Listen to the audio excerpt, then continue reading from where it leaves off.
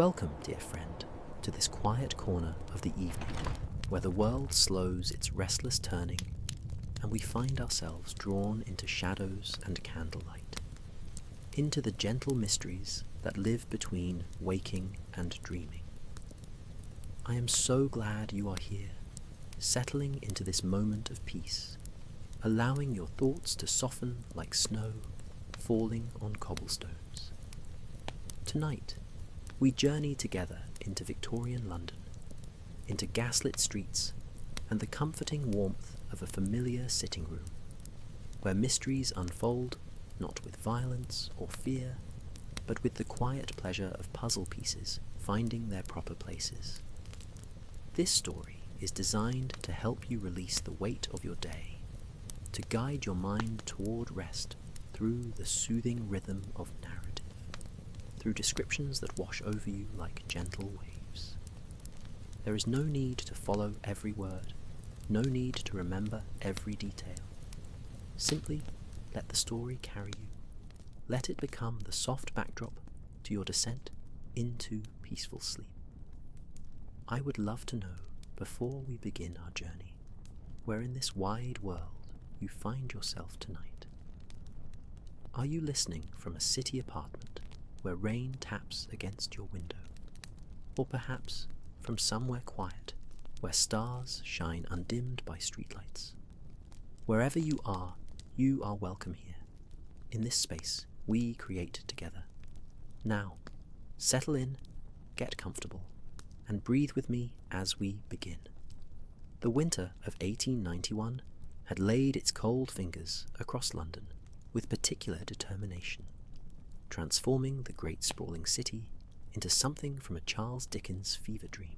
Ice formed delicate patterns on windows throughout the metropolis, while fog rolled up from the Thames each evening with the regularity of clockwork, wrapping the streets in layers of grey silk that muted the harsh edges of the modern world. It was the sort of winter that made one grateful for fireplaces and wool blankets, for hot tea and the company of trusted friends, for gaslight pushing back against the encroaching darkness that fell earlier each December afternoon. At 221B Baker Street, the sitting room of Mr. Sherlock Holmes glowed with particular warmth on this evening, the 23rd of December.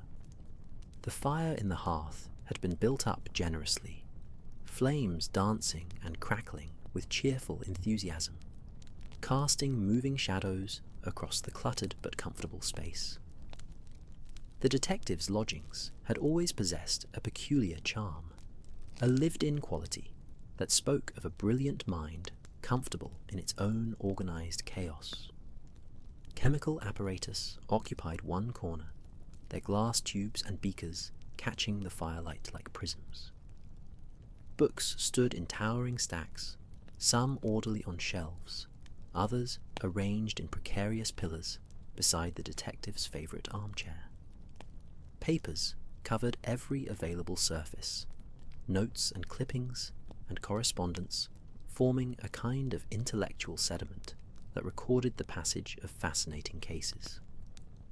I sat in my customary chair, the one positioned to the left of the fireplace, a cup of tea growing cold on the small table beside me, while I attempted to focus on the medical journal in my hands. The words seemed to blur together in the warmth of the room, my mind already beginning that pleasant drift toward drowsiness that the late hour and comfortable setting encouraged.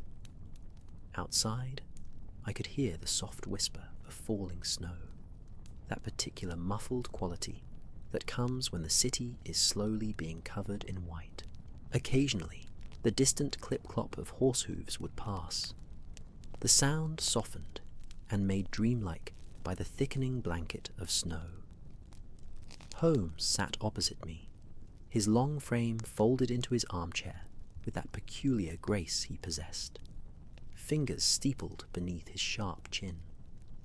He had been silent for some time, gazing into the fire with the intensity he usually reserved for particularly puzzling evidence. the dancing flames reflected in his grey eyes, and I wondered what problems he was turning over in that remarkable mind. It had been a quiet few weeks, without the stimulation of an engaging case, and I knew from long experience that such periods made my friend restless. The soft clink of china broke the comfortable silence as I reached for my teacup, discovering it had indeed grown too cold. Rising with a quiet sigh, I moved to the sideboard where Mrs. Hudson had left a fresh pot wrapped in a quilted cosy.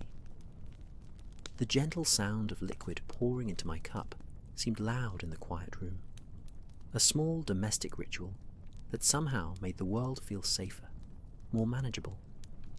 I could smell the bergamot of the Earl Grey, a scent that always reminded me of home, of civilization, of all the small comforts that make life bearable during long English winters.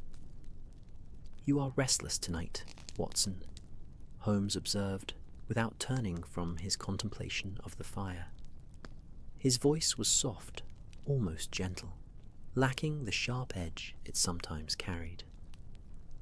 "I can hear it in the way you move about, in the frequency with which you shift in your chair." "Perhaps I am," I admitted, returning to my seat with a warm cup cradled in my hands. "There is something about winter nights that makes one contemplative, the year drawing to its close, all those unfinished thoughts demanding attention." "Indeed," Holmes murmured, finally turning those penetrating eyes toward me. A slight smile touched his thin lips. "And yet, I suspect, the night may not remain quite so contemplative as we might wish. I have been expecting a visitor." Before I could question this statement, a sound reached us from below. The front door of 221B opened with a familiar creak, followed by the soft thud of snow being stamped from boots, and then the slow, measured tread of footsteps ascending the 17 stairs to our landing. Mrs. Hudson's voice drifted up, though I could not make out the words, and then a firmer knock sounded at our own door. "Come," Holmes called, sitting forward slightly in his chair, that familiar alertness settling over him like a cloak. The door opened to reveal a figure wrapped in a heavy travelling cloak, snow still dusting the shoulders despite the brush down below. As the visitor stepped into our warm sanctuary, pushing back the hood of the cloak, I found myself looking at a woman of perhaps 35 years, with dark hair pinned in a severe style, and eyes that held a peculiar mixture of fear and determination. Her face was pale, whether from cold or emotion I could not immediately determine, and her gloved hands trembled slightly as she unfastened the clasp at her throat. "Mr. Holmes," she said, her voice barely above a whisper, as though afraid of disturbing the peace of our warm room. "Forgive me for calling at such an hour. I am Lady Catherine Ashwood, and I find myself in circumstances I can scarcely credit, let alone explain." Holmes rose with fluid grace, gesturing to the chair I had recently vacated. "Please, Lady Ashwood, sit close to the fire. Watson, perhaps some fresh tea for our guest. You are clearly chilled through, and whatever has brought you here on such a night can wait the few moments it takes to restore some warmth to your constitution." As I busied myself with preparing tea for our unexpected visitor, I watched Holmes study her with that intense but not unkind scrutiny he employed with clients. Lady Ashwood settled into the chair, accepting the cup I offered with a grateful nod, her fingers wrapping around the warm china as though drawing strength from its heat. The snow in her hair began to melt in tiny drops that caught the firelight, and gradually the colour started to return to her cheeks. "Now then," Holmes said gently, resuming his seat and adopting an expression of attentive patience. "I suspect you have come to me regarding a matter of some delicacy, something perhaps that defies rational explanation. Before you fall asleep, write in comments what time is it for you and where are you from. Take your time, Lady Ashwood, and tell us what has disturbed your peace sufficiently to bring you out on a night when sensible folk remain indoors."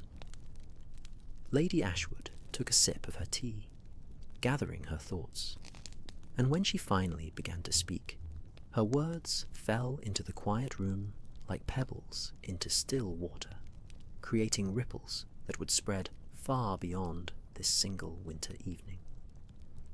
"Mr. Holmes, Dr. Watson, I come to you because I do not know where else to turn. You see, my husband, Lord Edmund Ashwood, has vanished. But that is not the strangest part of this affair." She paused, her eyes meeting Holmes's with an intensity that spoke of barely controlled terror. "He vanished from a locked room, and in his place we found only 3 drops of blood upon the windowsill," Lady Ashwood concluded, her voice dropping to barely more than a breath, "and a single white rose, though no roses bloom in December, and the window was locked from the inside." The fire crackled softly in response to her words, sending up a gentle shower of sparks that danced briefly before fading into darkness. Holmes leaned back in his chair, his fingers forming that familiar steeple beneath his chin, his eyes half closed in concentration. I found myself holding my breath, waiting for his response, for some rational explanation that would dispel the supernatural implications hanging in the air like morning mist over a graveyard. 3 drops precisely?" Holmes asked, his tone thoughtful rather than skeptical. "Not 2, not 4, but 3. Precisely 3, Mr. Holmes. I counted them myself, though my hands shook so badly I could scarcely hold the lamp steady. They formed a perfect triangle, each drop equidistant from the others, as though placed there with deliberate care." Lady Ashwood's teacup rattled slightly against its saucer as she set it down. "And the rose, it was pure white, without blemish, its petals soft as though freshly cut. The thorns had been removed from the stem. Outside, the wind had picked up slightly, sending a whisper of cold air down the chimney that made the flames bow and dance. The sound of it, moving through the eaves of Baker Street, created a kind of lonely music, the song of winter settling more deeply over London. I rose quietly to add another log to the fire, the wood solid and real in my hands, a comfort against the strangeness of our visitor's tale. "Tell us about the evening itself," Holmes said, his voice taking on that particular quality it held when he was beginning to see patterns in chaos. "Start from the beginning of that day. What was your husband's mood, his routine? Leave nothing out, Lady Ashwood, for it is often in the smallest details that truth hides itself."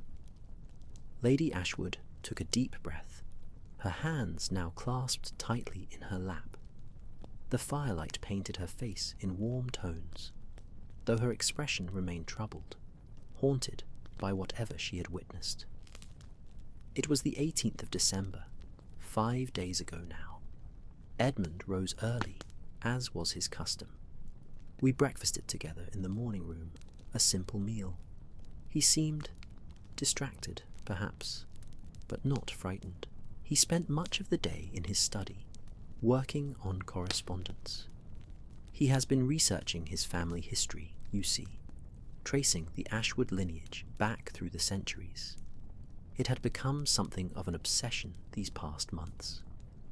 An obsession, Holmes repeated softly, his eyes opening fully now, to regard our visitor with renewed interest. What prompted this sudden interest in genealogy? A faint flush coloured Lady Ashwood's pale cheeks. We inherited his uncle's estate last spring, Blackthorn Manor in Hertfordshire.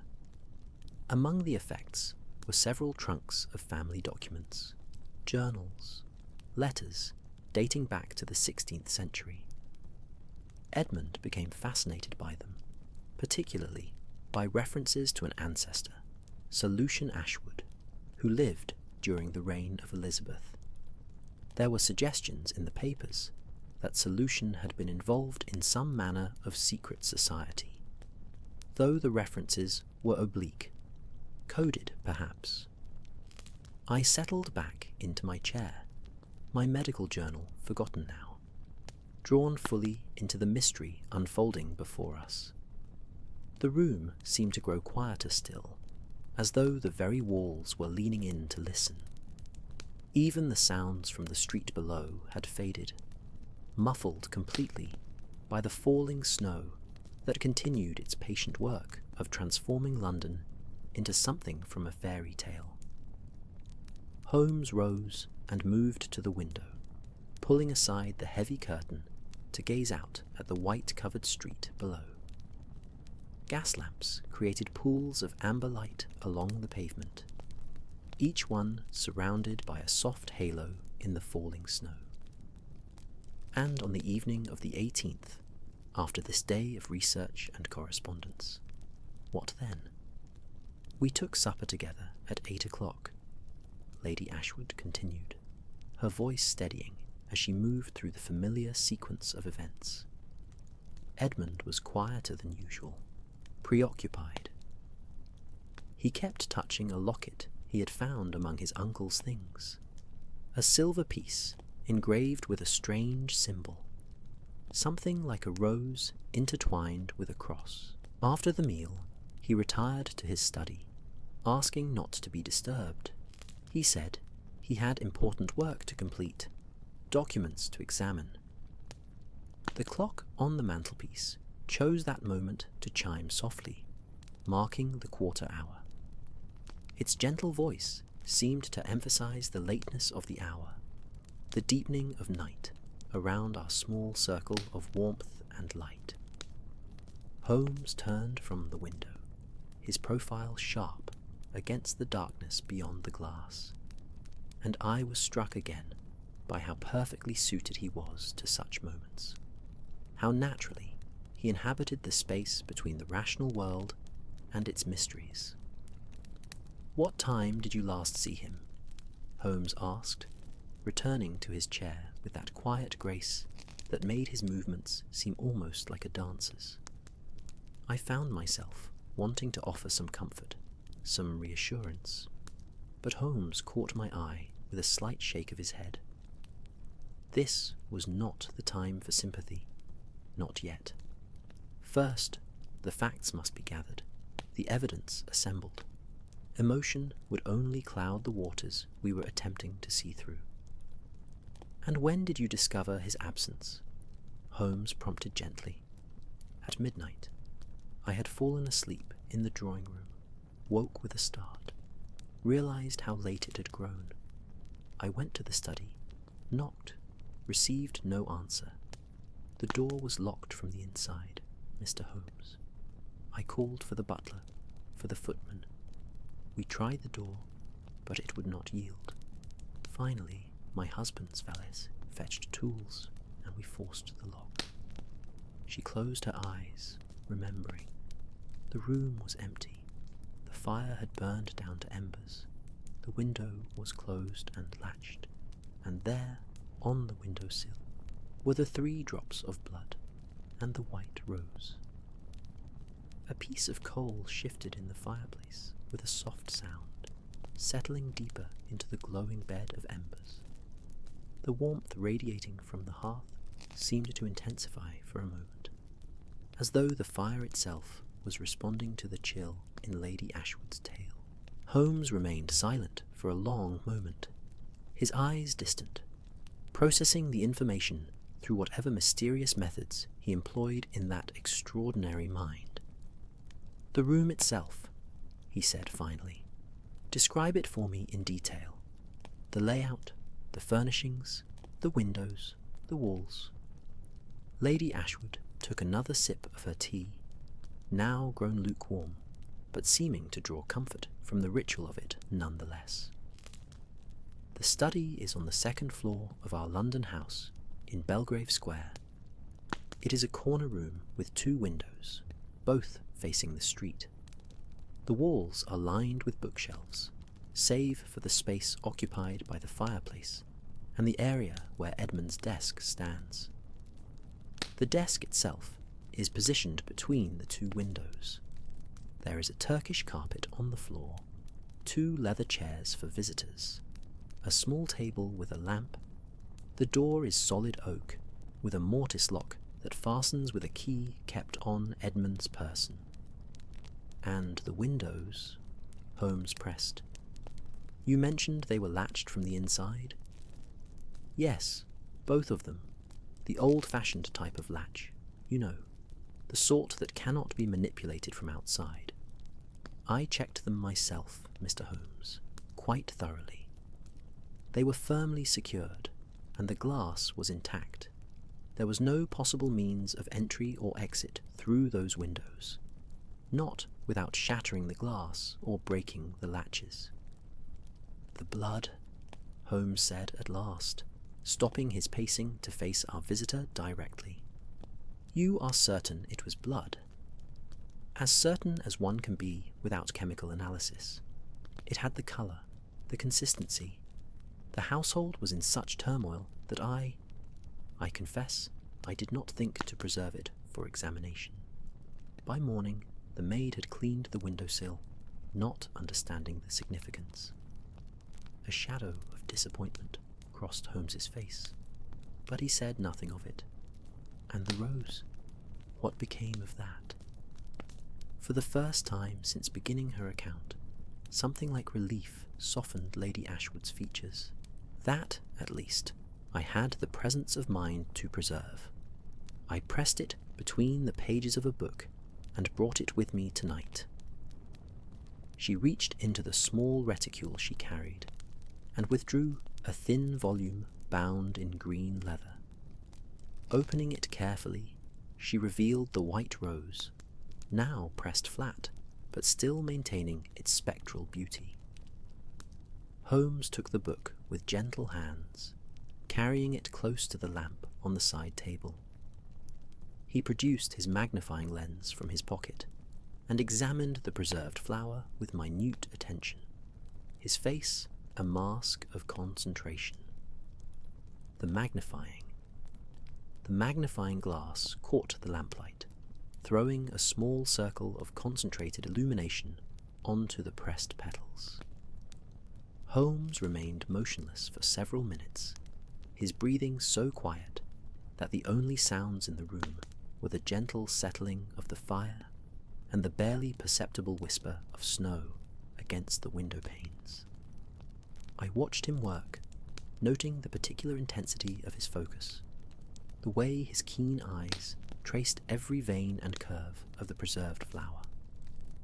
Lady Ashwood sat very still, her hands folded in her lap, waiting with the patience of one who has already exhausted all other options. "Remarkable," Holmes murmured at last, though whether he referred to the rose itself or to some conclusion he had drawn from it, I could not tell. He straightened, returning the book to Lady Ashwood with care. "This rose was not grown in England, at least not in any conventional hothouse. The petal structure suggests a variety cultivated in monastery gardens of Eastern Europe, particularly those in the Carpathian regions. The stem, even pressed as it is, shows signs of having been prepared with a particular solution, something to preserve its freshness far beyond the natural span of a cut flower." Eastern Europe. Lady Ashwood's voice held a note of confusion mixed with growing unease. "But Edmund has never travelled to such places. He has scarcely left England these past 5 years."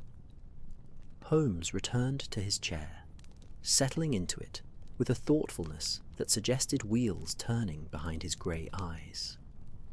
The fire painted dancing patterns across his angular features, and for a moment he looked less like a detective and more like some medieval scholar puzzling over ancient texts in a monastery cell. Yet someone with access to such flowers and such knowledge has entered your husband's sphere.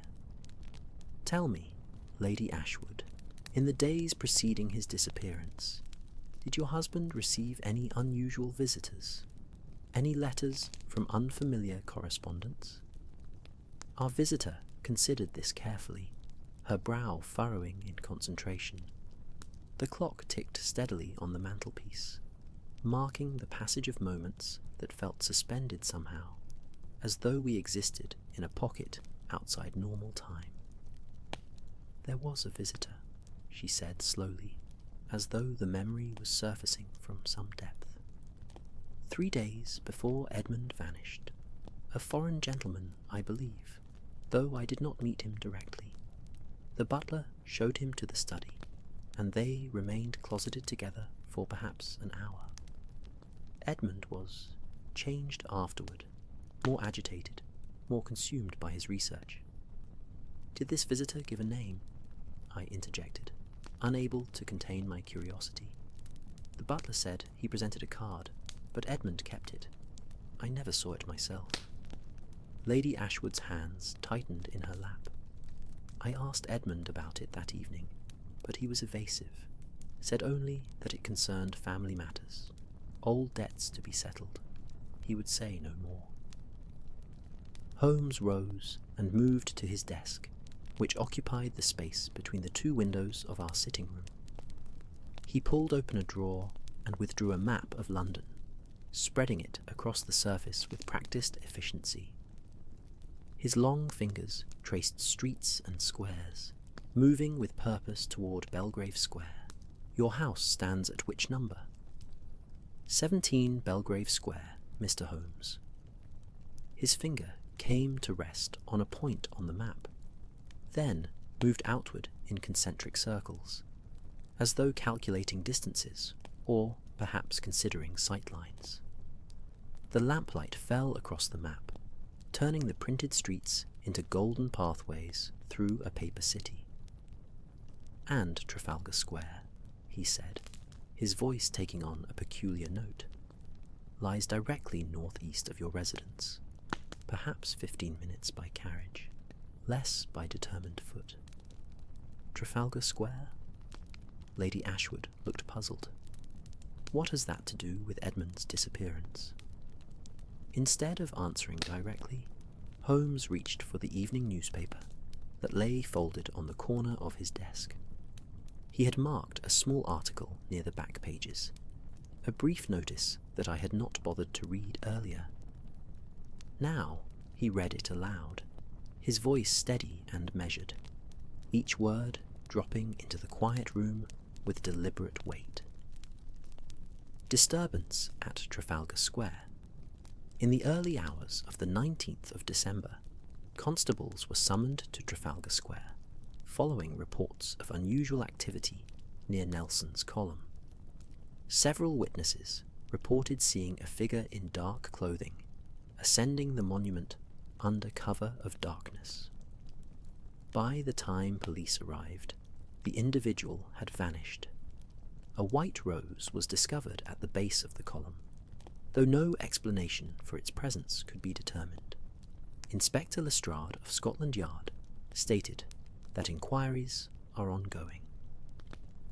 The connection, though not entirely clear, sent a chill through me that had nothing to do with the winter night beyond our walls. Lady Ashwood's face had gone pale again, her eyes wide with a fear I could now better understand. The white rose, that peculiar calling card, appearing in 2 places, connected by her husband's disappearance. A gentle knock at our door broke the tension that had been building in the room. Mrs. Hudson entered, carrying a fresh pot of tea and a plate of her excellent shortbread biscuits. The the simple domesticity of her arrival somehow reassuring in its normality. "Thought you might need this, gentlemen," she said warmly, her eyes taking in our visitor with the kind but discreet assessment of a woman long accustomed to strange comings and goings at 221B. "And for you too, my lady. You look as though you could use something warming." "Thank you, Mrs. Hudson," I said, rising to help her arrange the tea things on the small table. The scent of the fresh brew filled the air, mingling with the smoke from Holmes's pipe, which he had lit during his examination of the map.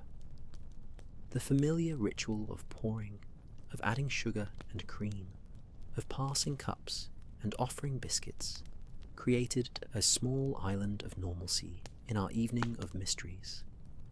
Lady Ashwood accepted the tea gratefully, and I noticed her hands had steadied somewhat, as though the presence of another woman, even briefly, had provided some comfort. Mrs. Hudson departed with a gentle reminder that it was growing late, though without any real censure in her tone. She knew better than most that the hours kept at Baker Street followed their own peculiar schedule. Holmes returned to his chair with his cup, steam rising from it in delicate spirals that caught the light. He took a sip, his eyes distant, clearly turning over the various elements of the puzzle before us. I helped myself to a biscuit, the buttery sweetness of it a pleasant contrast to the bitter mysteries we were contemplating. Outside, I could hear the watch calling the hour, his voice muffled by snow and distance, a reminder that London continued its vast, unknowing existence beyond our small circle of gaslight and investigation. "Lady Ashwood," Holmes said at length, setting down his cup with a soft clink of china, "I will take your case. However, I must be frank with you about what we may discover. The elements you have described suggest something beyond the ordinary run of disappearances. Whether supernatural forces are at work, as the White Rose and locked room might suggest, or whether we are dealing with something more earthly, but no less sinister, I cannot yet say. But I promise you this, I will uncover the truth, whatever it may be." Relief flooded our visitor's features, though it was tempered by apprehension. "What would you have me do, Mr. Holmes?" "Return home and maintain your normal routine as much as possible. Say nothing of your visit here tonight. If anyone inquires, tell them you were visiting a friend, seeking comfort in your distress. Watson and I will call upon you tomorrow morning at 10 o'clock. I will need to examine your husband's study, and I will want to speak with your servants, particularly the butler who admitted the foreign visitor." Holmes leaned forward slightly, his voice taking on a note of emphasis. "It is of utmost importance that nothing in that study be disturbed between now and our arrival. Can you ensure this?" "Yes, I have locked the room myself, and carry the only key. No one has entered since that night." "Excellent." Holmes rose, indicating that the interview had reached its conclusion. "One final question before you go. This locket your husband was examining, the silver one with the rose and cross symbol, do you still have it?" Lady Ashwood reached beneath her collar and drew out a delicate chain. Suspended from it was indeed a silver locket, tarnished with age, but still beautiful in its craftsmanship. The symbol Holmes had described was engraved on its face, the rose and cross intertwined in a pattern that seemed to suggest something older than Christianity, some fusion of symbols that spoke of mysteries I could not name. Holmes examined it closely, without touching it, his eyes narrowing with interest. "May I borrow this? I will return it to you tomorrow when we call." After a moment's hesitation, Lady Ashwood removed the chain and placed it in Holmes's outstretched palm. "If it helps you find Edmund, Mr. Holmes, you may keep it forever." We saw her to the door, helping her with her cloak, watching as she descended the stairs to where her carriage waited in the snowy street below. The cold air that entered with the opening of the door was sharp and clean, carrying the scent of winter and wood smoke from countless London chimneys. The door closed with a soft finality, and the sounds of Lady Ashwood's departure faded into the muffled quiet of the snowy night. Holmes stood for a moment at the window, the silver locket demurrant at the window, the silver locket dangling from his fingers, catching the gaslight in small flashes as it slowly twisted on its chain. I could see his reflection in the dark glass, superimposed over the white street beyond, and in that moment he seemed caught between two worlds, the solid realm of Baker Street and some shadowier place where mysteries dwelt in their natural habitat.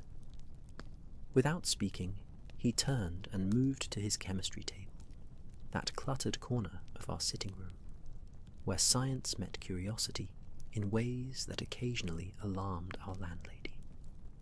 The various apparatus stood silent in the lamplight, glass tubes and retorts creating strange shadows on the wall behind them.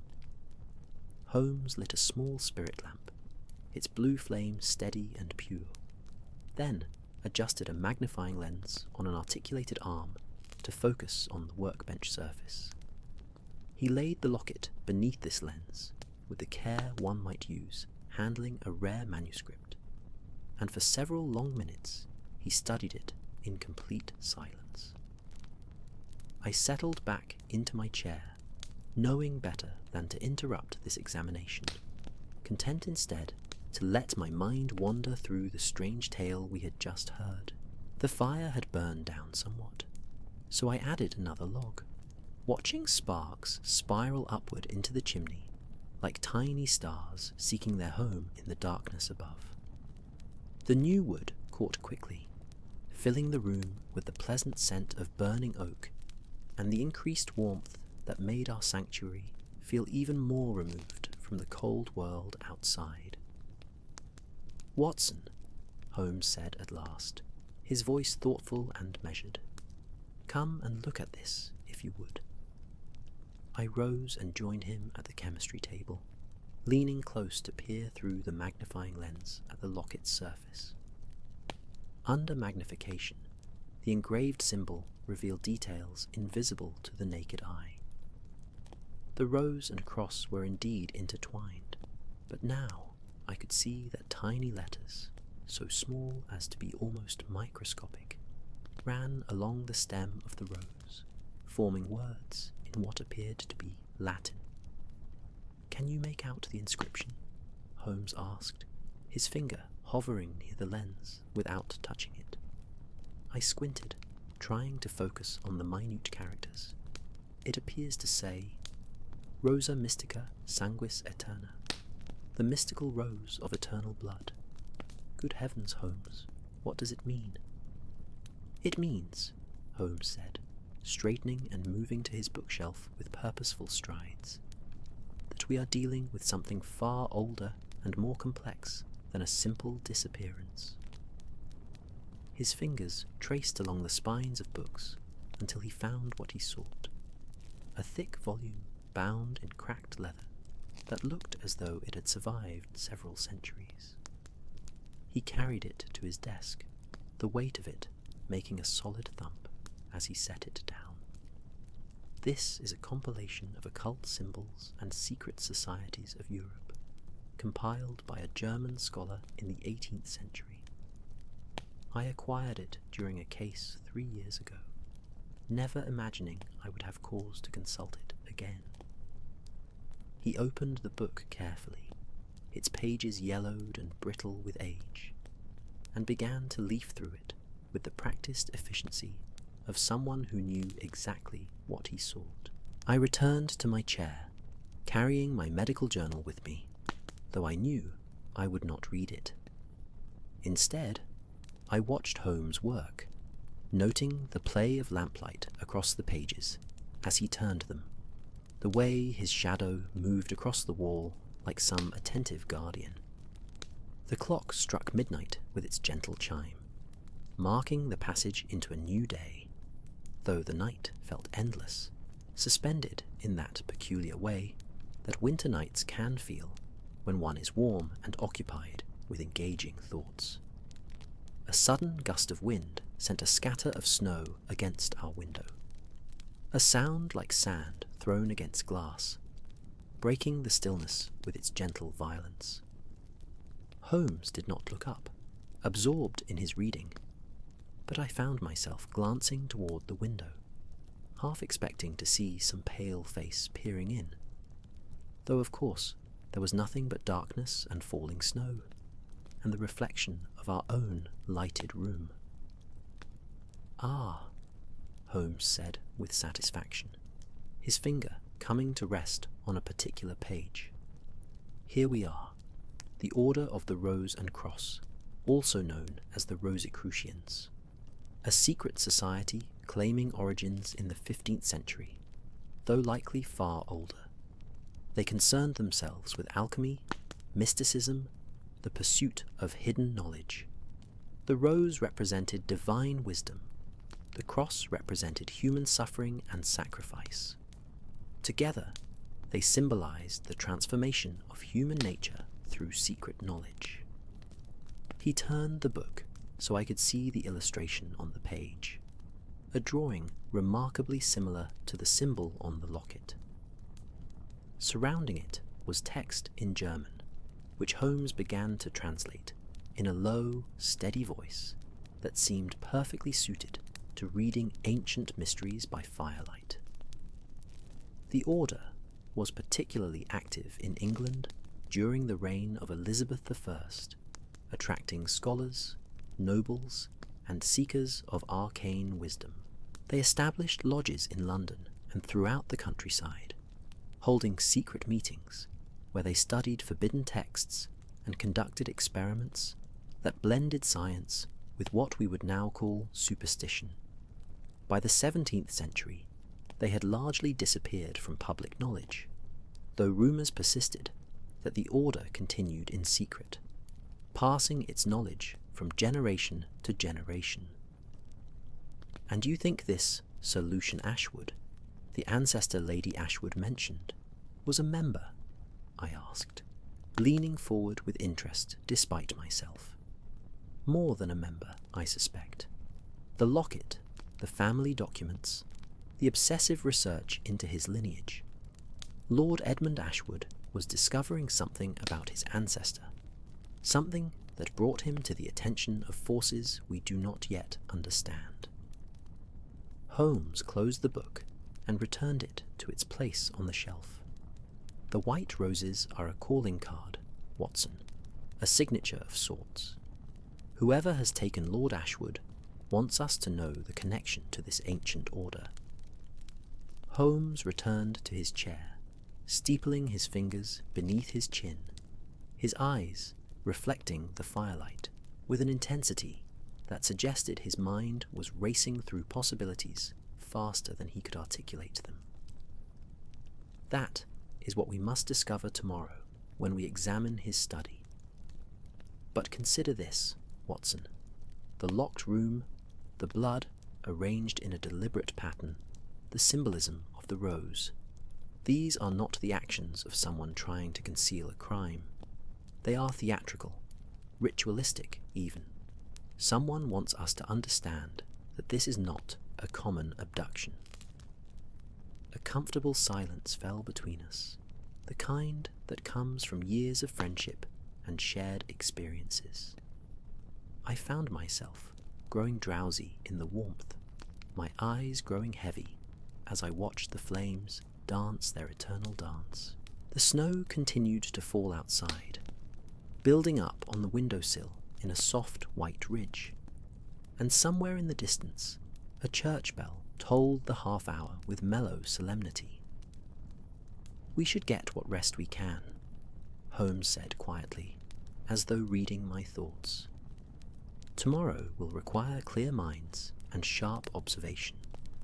I have a feeling that Lord Ashwood's study will yield secrets that will take us far beyond the comfortable confines of Belgrave Square.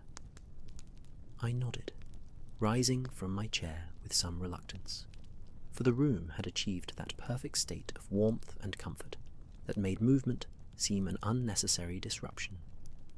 Do you truly think we will find him, Holmes? Alive, I mean. Holmes was silent for a moment, his gaze distant. I think, he said at last, that we will find answers. Whether those answers bring comfort or distress remains to be seen. But Lady Ashwood deserves to know the truth, whatever it may be. That much, at least, we can provide. I bid him good night and retired to my room, but sleep was slow in coming despite my weariness. I lay in the darkness, listening to the soft sounds of Holmes moving about in the sitting room, the creak of floorboards, the rustle of papers, the occasional clink of glass that suggested he was conducting some experiment or analysis. Morning arrived with that peculiar quality winter mornings possess in London, where darkness seems reluctant to fully surrender to daylight, creating instead a pearl-grey twilight that could be either dawn or dusk. I woke to find pale light filtering through my curtains. The world outshrew my curtains, the world outside transformed by the night snowfall into something clean and unfamiliar. The sounds of the city were different too, muffled and distant, as though London itself was speaking in whispers, respecting the hush that fresh snow demands. Rising and dressing quickly against the chill, I found Holmes already awake and seated at the breakfast table, though his plate sat untouched before him. He was absorbed in a small leather notebook, making occasional notes with a pencil, his coffee cooling in its cup beside him. The morning light, weak though it was, revealed the signs of a sleepless night in the shadows beneath his eyes, though his expression remained alert and focused. "Good morning, Watson," he said, without looking up from his notes. "I trust you slept better than I did. Mrs. Hudson has prepared kippers and toast. I recommend eating well. We have a full day ahead of us." I helped myself to breakfast, the smell of the food awakening an appetite I had not realized I possessed. The kippers were perfectly done, and Mrs. Hudson's toast was always impeccable, butter melting into its warm surface in golden pools. Holmes finally set aside his notebook and took a sip of his now cold coffee, grimacing slightly at the temperature, but drinking it nonetheless. "I spent much of the night considering the symbolic elements of this case," he said, his voice carrying that particular tone he used when working through complex problems aloud. "The number 3 appears repeatedly, 3 drops of blood arranged in a triangle, 3 days between the foreign visitor and Lord Ashwood's disappearance. The rose has 5 petals, which in numerological traditions associated with the Rosicrucians represents the 5 elements, the 5 wounds of Christ, the pentagram of protection." "You think we are dealing with some kind of ritual?" I asked, spreading marmalade on my second piece of toast. "I think we are dealing with someone who wants us to believe we are dealing with ritual. Whether that belief reflects reality or clever misdirection remains to be determined." Holmes finally reached for his own plate, though he ate with the mechanical efficiency of someone fueling a body rather than enjoying a meal. The theatrical nature of the disappearance troubles me. It is too perfect, too carefully arranged. And yet, the locked room remains a genuine puzzle. I have been unable to conceive how it was accomplished without supernatural intervention or a conspiracy involving the household staff. The clock in the hall struck 9, its chime clear and measured, calling us back to the passage of time and the obligations we had undertaken. Holmes rose immediately, his breakfast only half finished, and moved toward his room to complete his own morning preparations.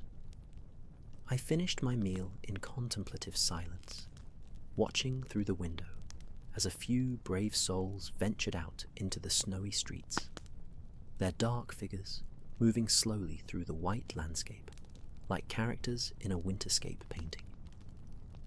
By 9:15, we were dressed for the weather and descending the stairs to the street below.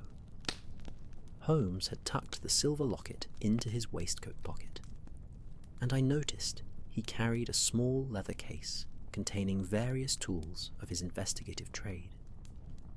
The cold struck us immediately upon opening the door, sharp and clean, making my breath visible in small clouds.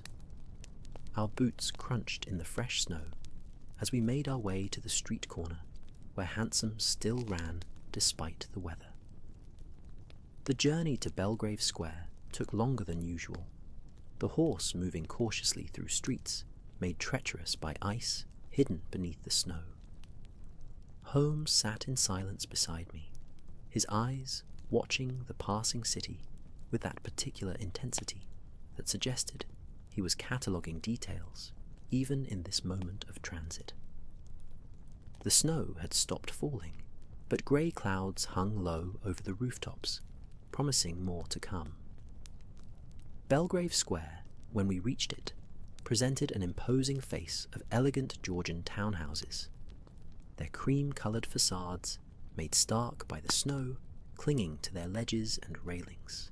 Number 17 stood in the middle of the eastern side, its black door gleaming with fresh paint, brass fixtures polished to perfection despite the weather.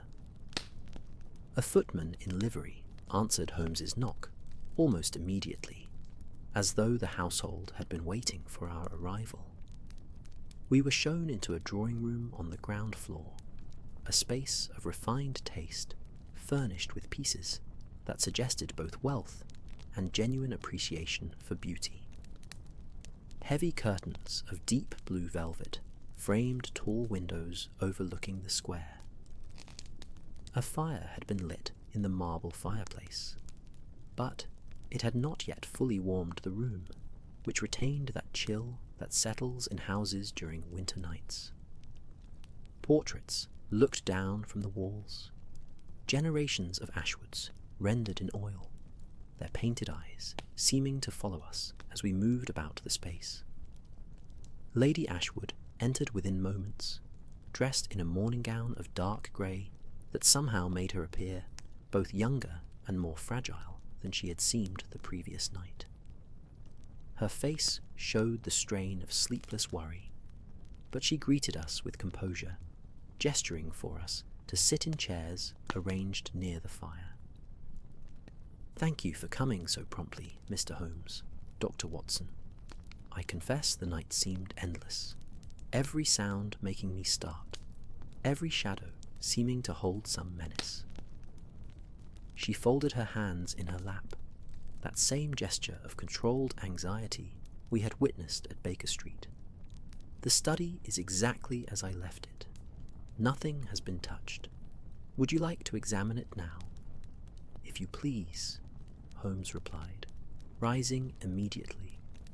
Time is often of the essence in such matters, and evidence can degrade or be inadvertently contaminated, even in the best regulated households. We followed Lady Ashwood up the main staircase, its steps carpeted in rich burgundy, the walls lined with more family portraits and landscapes in gilt frames. The house was quiet around us, that particular quality of stillness that comes from servants who have learned to move about their duties with minimal sound. On the landing of the second floor, Lady Ashwood produced a key from the small purse she carried, and approached a door of dark oak set into the eastern wall. The lock turned with a soft click that seemed loud in the hushed corridor. Lady Ashwood pushed the door open and stepped back, allowing Holmes to enter first.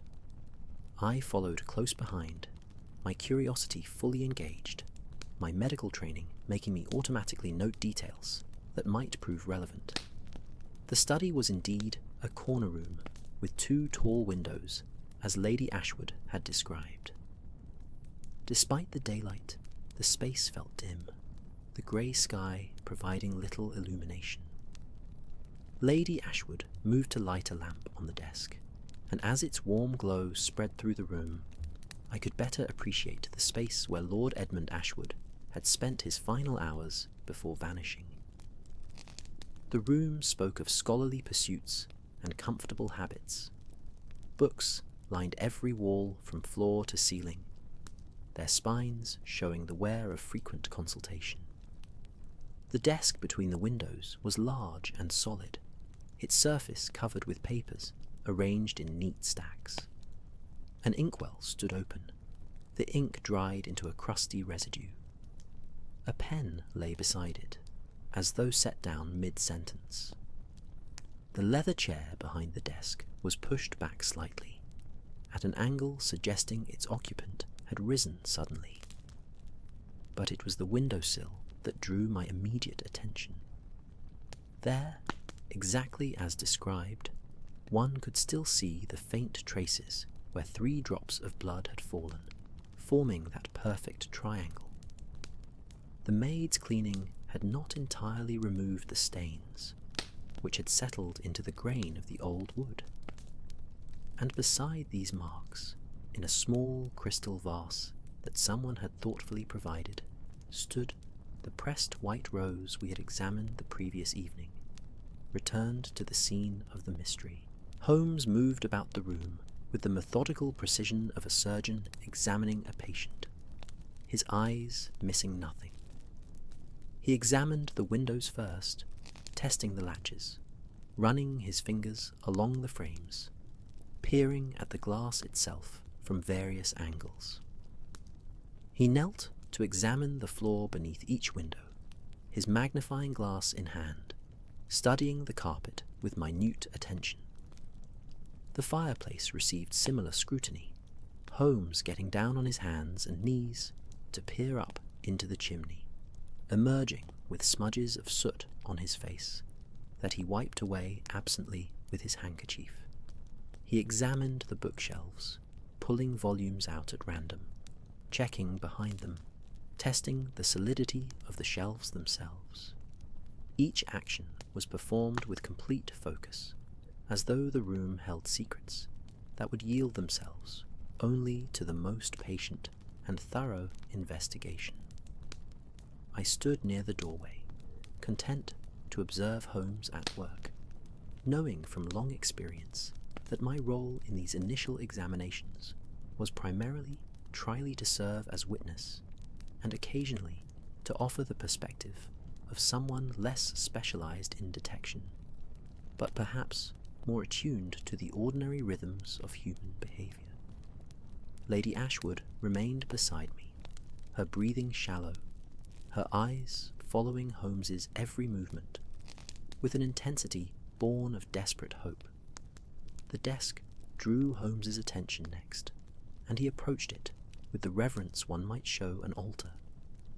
His fingers traced along its edges, examining the joins and seams, checking for hidden compartments or irregularities in the wood. He studied each stack of papers without disturbing their arrangement, leaning close to read what he could without touching, occasionally making soft sounds of interest or surprise. The dried inkwell received a long examination, Holmes producing a small glass vial from his case and carefully scraping a sample of the residue into it, stopering it with a cork and tucking it into his pocket. Lord Ashwood was left-handed, Holmes observed, his voice quiet in the stillness of the room. The way the papers are arranged, the position of the inkwell, the angle of the pen, all indicate someone who wrote with their left hand. Is this correct, Lady Ashwood? Yes, she confirmed, her voice carrying a note of wonder at this deduction from such subtle evidence. He was, since childhood. Holmes nodded, filing this information away in whatever complex system of categorization his mind employed. He moved to one of the stacks of papers, this one consisting of what appeared to be very old documents, the paper yellowed and fragile, the handwriting in faded brown ink that spoke of centuries past.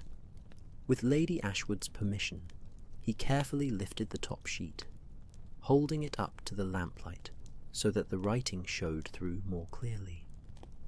The document was in Latin, written in the cramped, elaborate hand of Elizabethan England. Even with my limited knowledge of the language, I could make out certain words: sanguis, rosa, immortalis, sacrificium, blood, rose, immortal, sacrifice. The words sent a chill through me that had nothing to do with the temperature of the room. "These are the documents from Sir Lucian Ashwood's papers," Holmes said, more statement than question. He set the first sheet down carefully and examined several others beneath it, his eyes scanning the Latin text with the ease of someone well versed in dead languages. They appear to be records of some kind, dated between 1589 and 1597. They reference meetings of a society, initiations, ceremonies performed on specific dates corresponding to solstices and equinoxes. A floorboard creaked outside in the hallway, making all three of us start. It was only a servant passing, their footsteps continuing down toward the stairs. But the moment of tension revealed how tightly we were all wound, how much the atmosphere of mystery had infected even this ordinary London house. Lady Ashwood's hand had gone to her throat, and I realized she was touching the place where the locket's chain had rested before she gave it to Holmes. "Here," Holmes said, his voice taking on a new note of discovery. He had found something among the papers, a sheet that appeared more recent than the others, written in modern English in what I assumed was Lord Edmund's hand. "This is a translation your husband made. Listen, the 17th of December, year of our Lord, 1593. On this night, we gathered in the chamber beneath the stone rose, and the master performed the ritual of eternal preservation. Brother Lucian did willingly offer himself to the mysteries, that he might serve the order beyond the span of mortal years. The white rose marked his transformation, and his blood sanctified the covenant. He walks now between worlds, neither fully living nor wholly dead, guardian of the secret knowledge until such time as the order shall have need of him." The silence that followed this reading was profound, broken only by the soft hiss and pop of the fire in the grate. Lady Ashwood had gone very pale, one hand gripping the back of a chair for support. I found myself struggling to process the implications of what Holmes had just read, my rational mind rejecting the supernatural suggestions, even as some deeper part of me recognized that we were dealing with beliefs that, whether true or not, had clearly motivated actions in the present day. "Mr. Holmes," Lady Ashwood whispered, "surely you do not think, you cannot believe that such things are possible." Holmes set the paper down carefully, his expression thoughtful rather than dismissive. "What I believe about the nature of reality is less important than what others believe, Lady Ashwood. Someone clearly took these writings seriously enough to act upon them. Whether your husband's ancestor truly achieved some form of immortality through occult ritual, or whether these documents merely record the deluded beliefs of Elizabethan mystics, the fact remains that Lord Edmund disappeared from a locked room, leaving behind symbols directly connected to this very text. He moved to the window where the blood had been found, kneeling to examine the sill once more with his magnifying glass. The grey light from outside fell across his face, highlighting the sharp angles of his features, making him look almost as though he himself had stepped from some earlier century.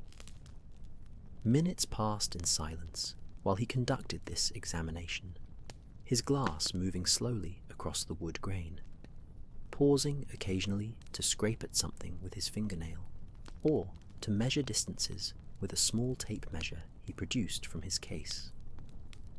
"Watson," he said at last, "come and look at this." I crossed the room and knelt beside him, peering at the spot he indicated. Under magnification, I could see what appeared to be very fine scratches in the wood, forming a pattern around where the blood drops had fallen. The marks were so faint as to be nearly invisible without the glass, but once seen, they clearly formed that same symbol we had seen on the locket, the rose intertwined with the cross. "These scratches were made recently," Holmes said, running his finger gently over them. "The wood at the bottom of each groove is lighter, indicating the marks were made within the past week, possibly on the very night of the disappearance. Someone took considerable care to carve this symbol here, at this precise location." A sudden gust of wind rattled the window in its frame, making all three of us start again. The glass panes shivered in their leading, and for just a moment I could have sworn I saw a shadow pass across the snowy square below, a dark figure moving between the trees in the central garden. But when I looked more carefully, there was nothing, only the bare branches swaying in the wind, their shadows dancing across the white ground. Holmes rose and turned his attention to the leather journal that lay open on the desk, its pages covered in Lord Edmund's handwriting. He studied it without touching it initially, reading what he could from his standing position, then carefully turned pages with the tip of his pencil to avoid leaving fingerprints or disturbing any evidence that might cling to the paper itself. "Your husband was attempting to trace the location of this chamber beneath the stone rose mentioned in the old documents," Holmes said, his finger hovering over a particular entry. He had narrowed it down to several possibilities, all within London. One of them— he paused, his eyes widening slightly. "One of them is directly beneath Trafalgar Square, in tunnels that date back to medieval times, old crypts and passages that were built over as the city expanded but never entirely filled in." "The White Rose at Trafalgar Square," I breathed, the connection suddenly obvious. Someone was marking the location, drawing attention to it. Or, Holmes said quietly, someone was performing a ritual there, reenacting something from those Elizabethan documents, using the modern square as a stage for ancient purposes. He closed the journal carefully and turned to face Lady Ashwood directly. "I need to speak with your servants, particularly the butler who admitted the foreign visitor, and I need to know if your husband kept any other journals, any personal diaries that might shed light on his state of mind in the days before his disappearance." Lady Ashwood nodded, seeming to gather her composure through sheer force of will. "The butler is Stevens. He has been with the family for 30 years.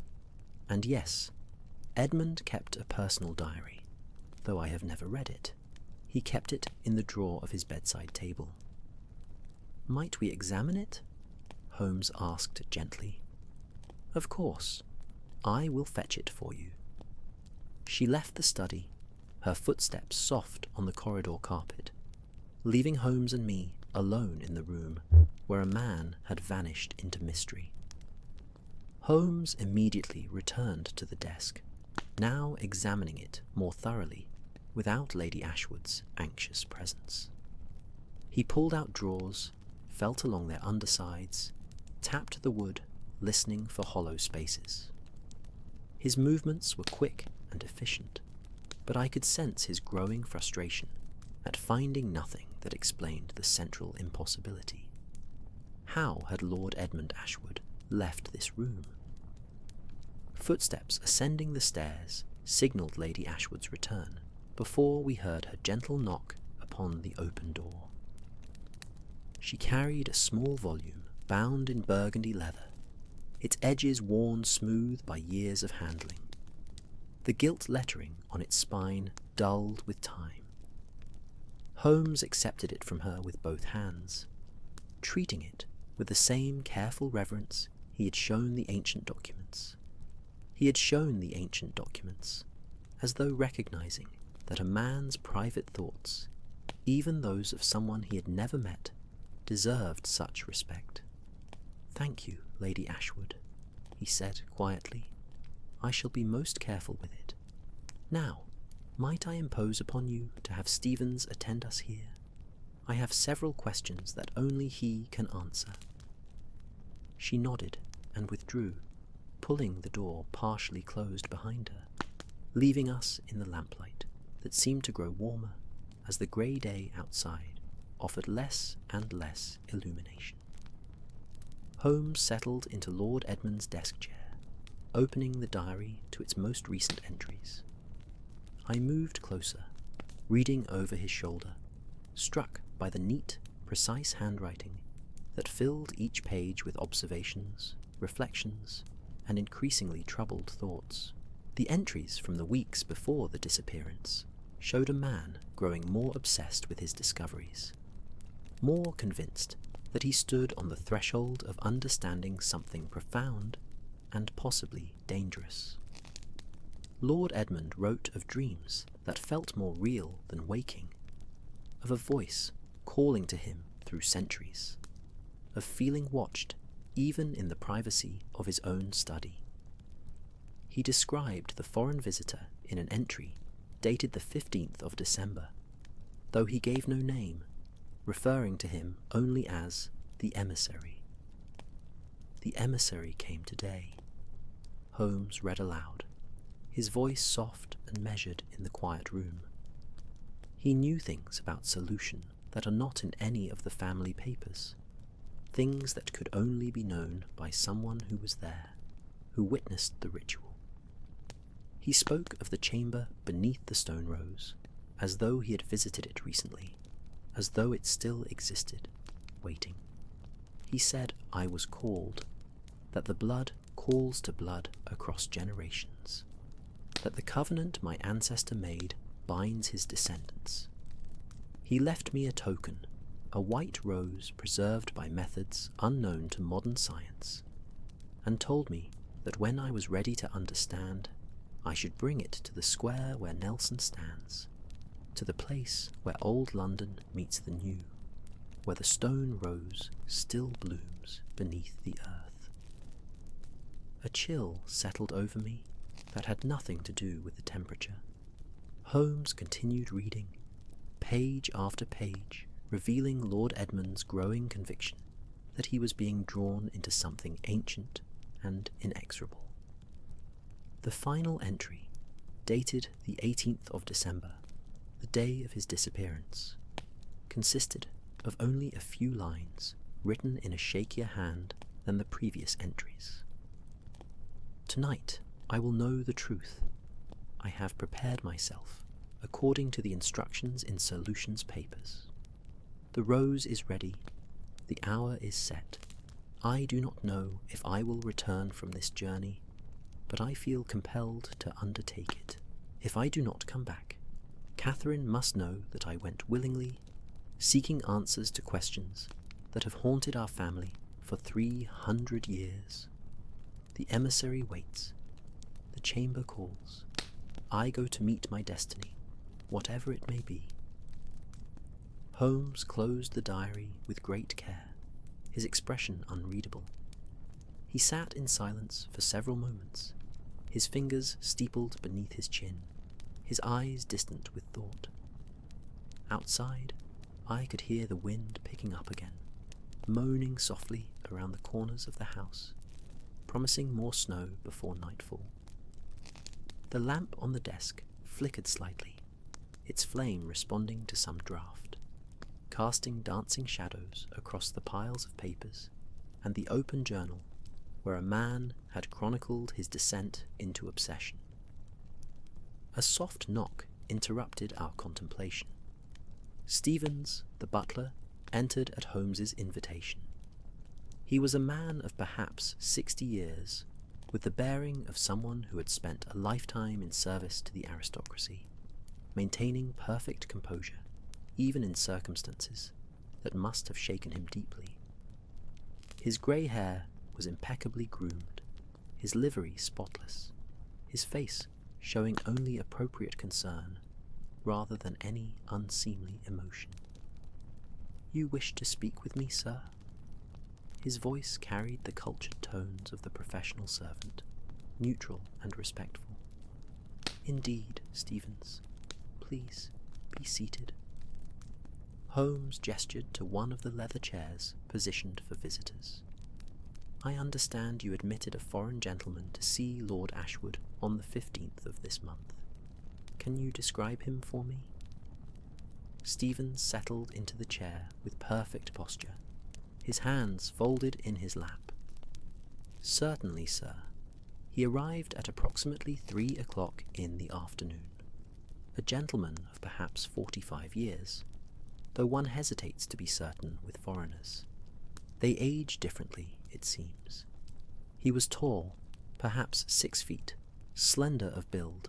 His clothing was of excellent quality, continental in style, very dark, almost entirely black, save for a white cravat. He wore gloves of fine leather that he did not remove even when entering the house." "His nationality?" Holmes prompted gently. "Difficult to say with precision, sir. His English was excellent, but carried an accent I could not quite place. Eastern European, perhaps, but educated, refined. He had the bearing of a gentleman, old family, old money. There was something about him." Stevens paused, as though struggling to articulate an impression. Something that commanded respect, even deference. One felt instinctively that this was not a man to be trifled with. Holmes leaned forward slightly. "Did he give a name?" "He presented a card, sir, but I confess I cannot recall the name upon it. It was foreign, complex, with many consonants. His lordship kept the card, seemed quite agitated upon reading it, but immediately agreed to see the gentleman." Stevens's composure wavered slightly. "If I may say so, sir, his lordship seemed almost expected the visit, as though he had been waiting for it." "And after the visitor departed, did Lord Ashwood say anything about the meeting?" "Only that he was not to be disturbed for the remainder of the day, that he had important matters to consider. He seemed—" Stevens paused again, choosing his words carefully. He seemed both troubled and exhilarated, if such a combination is possible, as though he had received news that frightened him, but also fulfilled some expectation. The mantel clock in the study chose this moment to chime the hour, its silvery notes filling the room with a reminder of time's steady passage. 11 o'clock. We had been in this house for over an hour, and yet I felt as though we had barely begun to unravel the mysteries contained within these walls. Holmes thanked Stevens and dismissed him, waiting until the butler's footsteps had faded down the hallway before rising and moving once more to the window. "Watson," he said quietly, his breath creating a small patch of fog on the cold glass. "We are dealing with something that operates in the spaces between what we understand as rational and what we dismiss as impossible. Whether Lord Edmund Ashwood was abducted by cultists seeking to use him in some ritual, or whether he went willingly to seek answers to questions raised by his research, or whether he trailed off, leaving unspoken the more troubling possibilities. I joined him at the window, looking out over the snowy square below. A few pedestrians moved along the cleared paths, bundled against the cold, their breath visible in small clouds. Smoke rose from countless chimneys, creating a haze that softened the grey sky.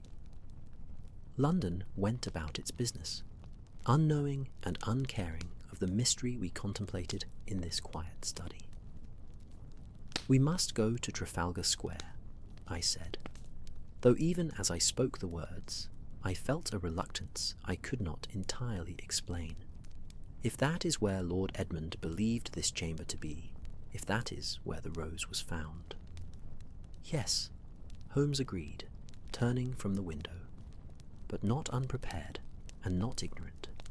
"First, I must consult certain sources, maps of old London, records of the medieval city that existed before the modern streets were laid down.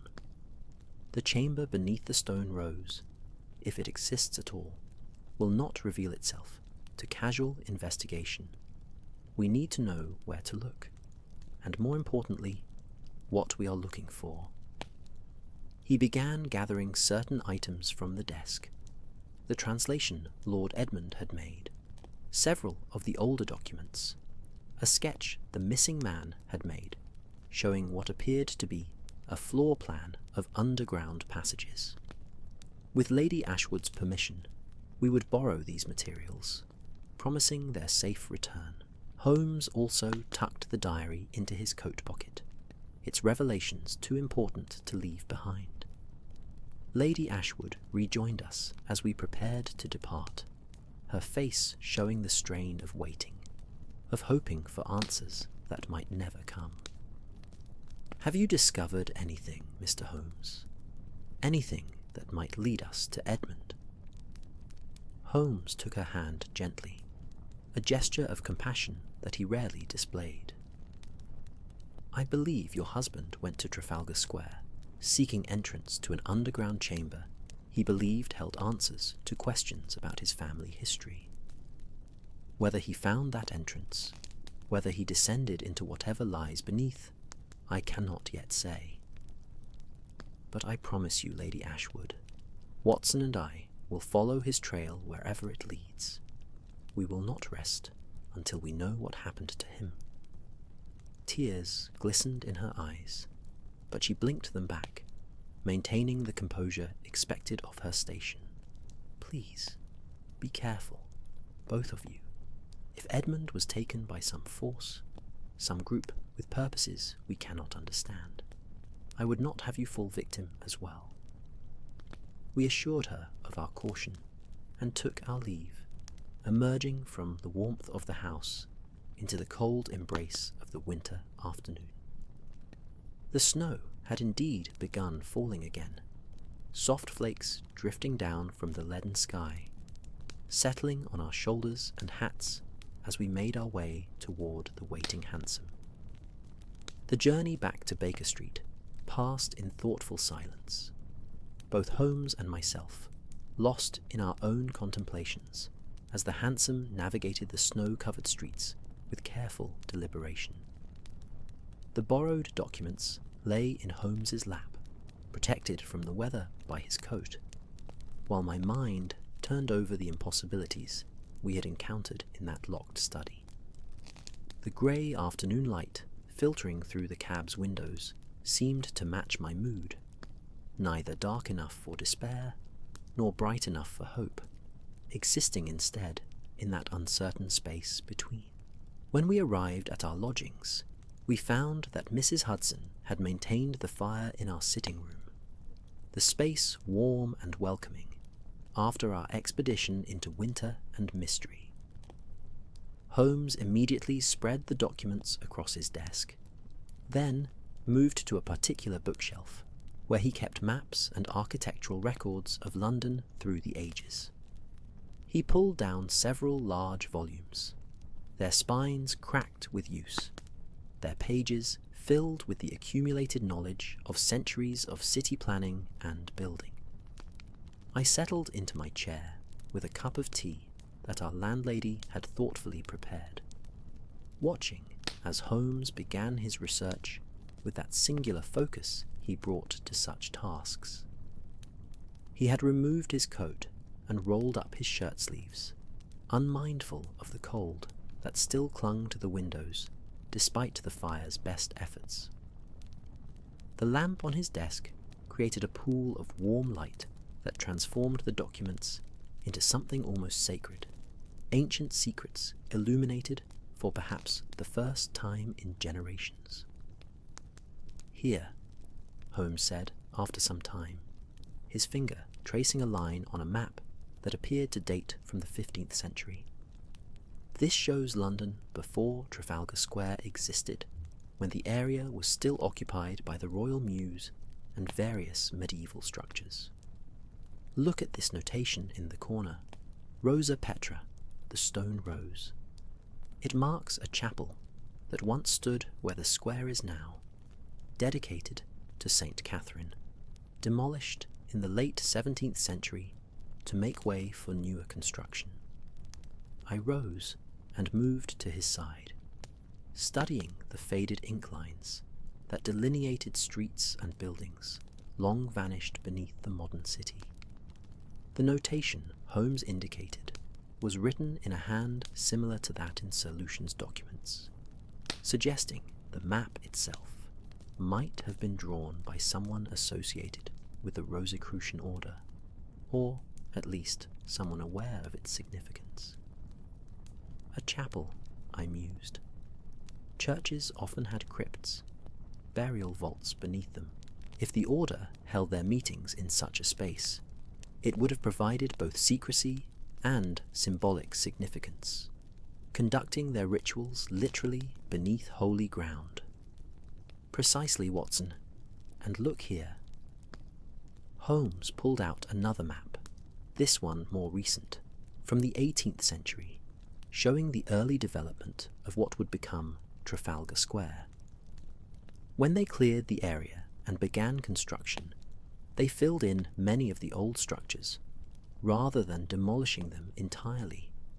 It was cheaper and faster. The crypts and underground chambers of the old chapel would have been sealed off, forgotten, buried beneath layers of earth and newer construction. He set aside the maps and picked up the translation Lord Edmund had made from Sir Lucian's papers. Reading it again in the light of this new knowledge, the references took on fresh meaning. The ritual performed in the chamber beneath the stone rose had taken place in the crypt of St. Catherine's Chapel, in a space that might still exist, sealed away from the world for 300 years, waiting like a tomb for those who knew of its existence and had reason to seek it out. A log in the fireplace split with a sharp crack, sending up a shower of sparks that briefly illuminated the room more brightly before settling back into steady flame. The sound startled me from my thoughts, and I realized that the winter afternoon was already darkening toward evening, the grey day surrendering to night without ever having achieved anything resembling proper daylight. Holmes lit additional lamps, pushing back the shadows, creating our own small island of illumination against the encroaching darkness. "We must go tonight," Holmes said quietly, setting down the papers and turning to face me fully. "If Lord Edmund Ashwood found entrance to this sealed chamber, others may be using it still. Every hour we delay is an hour he remains missing, possibly in danger, possibly beyond any help we can offer. Tonight," I glanced toward the window, where darkness pressed against the glass like a living thing. "In this weather, in the dark. Especially in the dark, Watson. Whatever rituals these people perform, they will conduct them under cover of night, away from the eyes of policemen and pedestrians. If we are to discover what happened to Lord Ashwood, we must enter their world on their terms, in their time. He moved to his bedroom, calling back over his shoulder, "We shall need dark clothing, lanterns, rope, and I think perhaps your service revolver, old friend. I do not anticipate violence, but it is better to be prepared." I felt a chill that had nothing to do with the temperature, but I moved to comply with his instructions. My old service revolver, cleaned and maintained despite years of disuse, felt heavy and solid in my hand, a reminder of earlier adventures, of times when danger had been more straightforward, more comprehensible than the mystery we now pursued. I checked that it was loaded, then tucked it into my coat pocket, hoping fervently that I would have no cause to draw it. Holmes emerged from his room, dressed in dark clothes, practical and nondescript, the sort of outfit that would allow him to move through London's streets without attracting notice. He had gathered several items into a leather satchel: tools for picking locks, a dark lantern that could be shuttered to hide its light, rope, as he had mentioned, and various other implements whose purposes I could only guess at. His face held that expression of keen anticipation that always appeared when he was about to engage directly with a mystery, the intellectual challenge made tangible. We took a quick supper, Mrs. Hudson fussing over us in her gentle way, sensing, perhaps, that we were about to undertake something dangerous without needing to be told the specifics. The meal was simple but warming: a rich stew with fresh bread, strong tea, and a small glass of brandy each to fortify us against the cold night ahead. I savoured each bite, the ordinary comfort of good food somehow made more precious by the extraordinary circumstances we faced. The clock struck 7 as we prepared to depart. The streets beyond our windows had emptied, sensible folk remaining indoors on such a night. The snow had stopped again, but the clouds remained thick overhead, blocking any light the moon might have offered. It would be a dark walk to Trafalgar Square, through streets transformed by winter into something unfamiliar, almost threatening in their emptiness. Holmes paused at the door, turning back to survey our sitting room as though committing it to memory. The fire crackled cheerfully, lamps glowed with warm light, books and papers created their familiar, comfortable clutter. It looked like safety, like home, like everything we were about to leave behind as we ventured out into darkness and mystery. "Come, Watson," he said softly. "Whatever we find tonight, we find together." We descended the stairs and emerged into the bitter cold of the winter night. Our breath created clouds of white vapour that dissipated almost immediately in the still air. The street lamps cast pools of amber light along Baker Street, but between them stretched zones of absolute darkness that seemed to swallow sound as thoroughly as they swallowed light. Our footsteps crunched on packed snow, loud in the silence, announcing our passage to anyone who might be listening. The walk to Trafalgar Square took us through streets I had travelled countless times, yet tonight they seemed strange, dreamlike in their emptiness and quiet. We passed shuttered shops and darkened houses, occasionally seeing a lighted window where families gathered around their hearths, unknowing of the mysteries that moved through the night beyond their walls. Once we heard the watch calling the hour, his voice distant and made ghostly by the cold air, a reminder that even in this transformed city, some patterns persisted, some duties were maintained, regardless of weather or circumstance. navigating snowy London streets toward Trafalgar Square's entrance. Trafalgar Square opened before us like a stage set for some Gothic drama. The great column of Nelson rising into the darkness above. Its lions crouched eternal and watchful at its base, their stone forms dusted with snow that made them appear almost alive in the uncertain light of the gas lamps scattered around the square's perimeter. The fountain stood silent, its waters stilled by winter's touch, transformed into abstract sculptures of ice that caught what little light existed and threw it back in dim, fractured patterns. We stood at the square's edge, two figures small against the vastness of this open space, breathing clouds of white vapour into the night air while we surveyed the ground that might hold secrets 3 centuries old. Holmes moved forward with purpose, his dark lantern held low, not yet lit, his eyes scanning the snowy expanse for signs of disturbance, for any indication of where entrance to the buried chapel might be found. I followed close behind, my hand in my pocket, resting on the grip of my revolver, though whether this gave me comfort or merely reminded me of the potential dangers we faced, I could not say. The snow beneath our feet was pristine here, unmarked by the passage of others, suggesting that whatever entrance existed was not obvious, not easily discovered by those who did not know precisely where to look. We made our way toward the base of Nelson's column, where Holmes consulted a small notebook he had brought from Baker Street, comparing measurements and angles with the maps he had studied.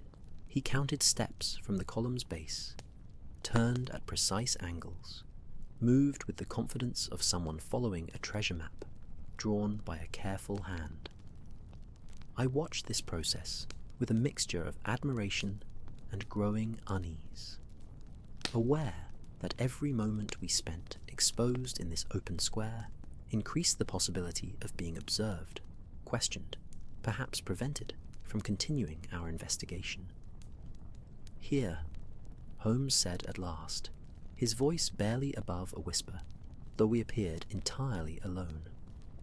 He had stopped at a spot that seemed no different from any other, perhaps 20 feet from the column's base, in a section of the square that would ordinarily see considerable foot traffic during daylight hours.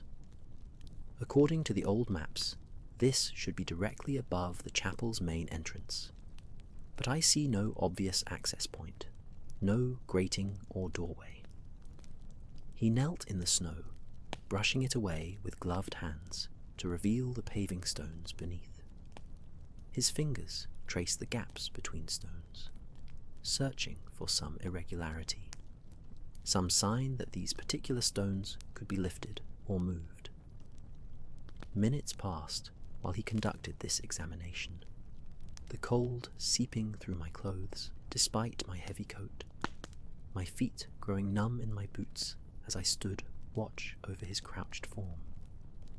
A sound reached us from across the square, the slow clip-clop of a horse's hooves, and I tensed, watching as a constable on his rounds appeared from one of the side streets, his lantern swinging gently as he walked.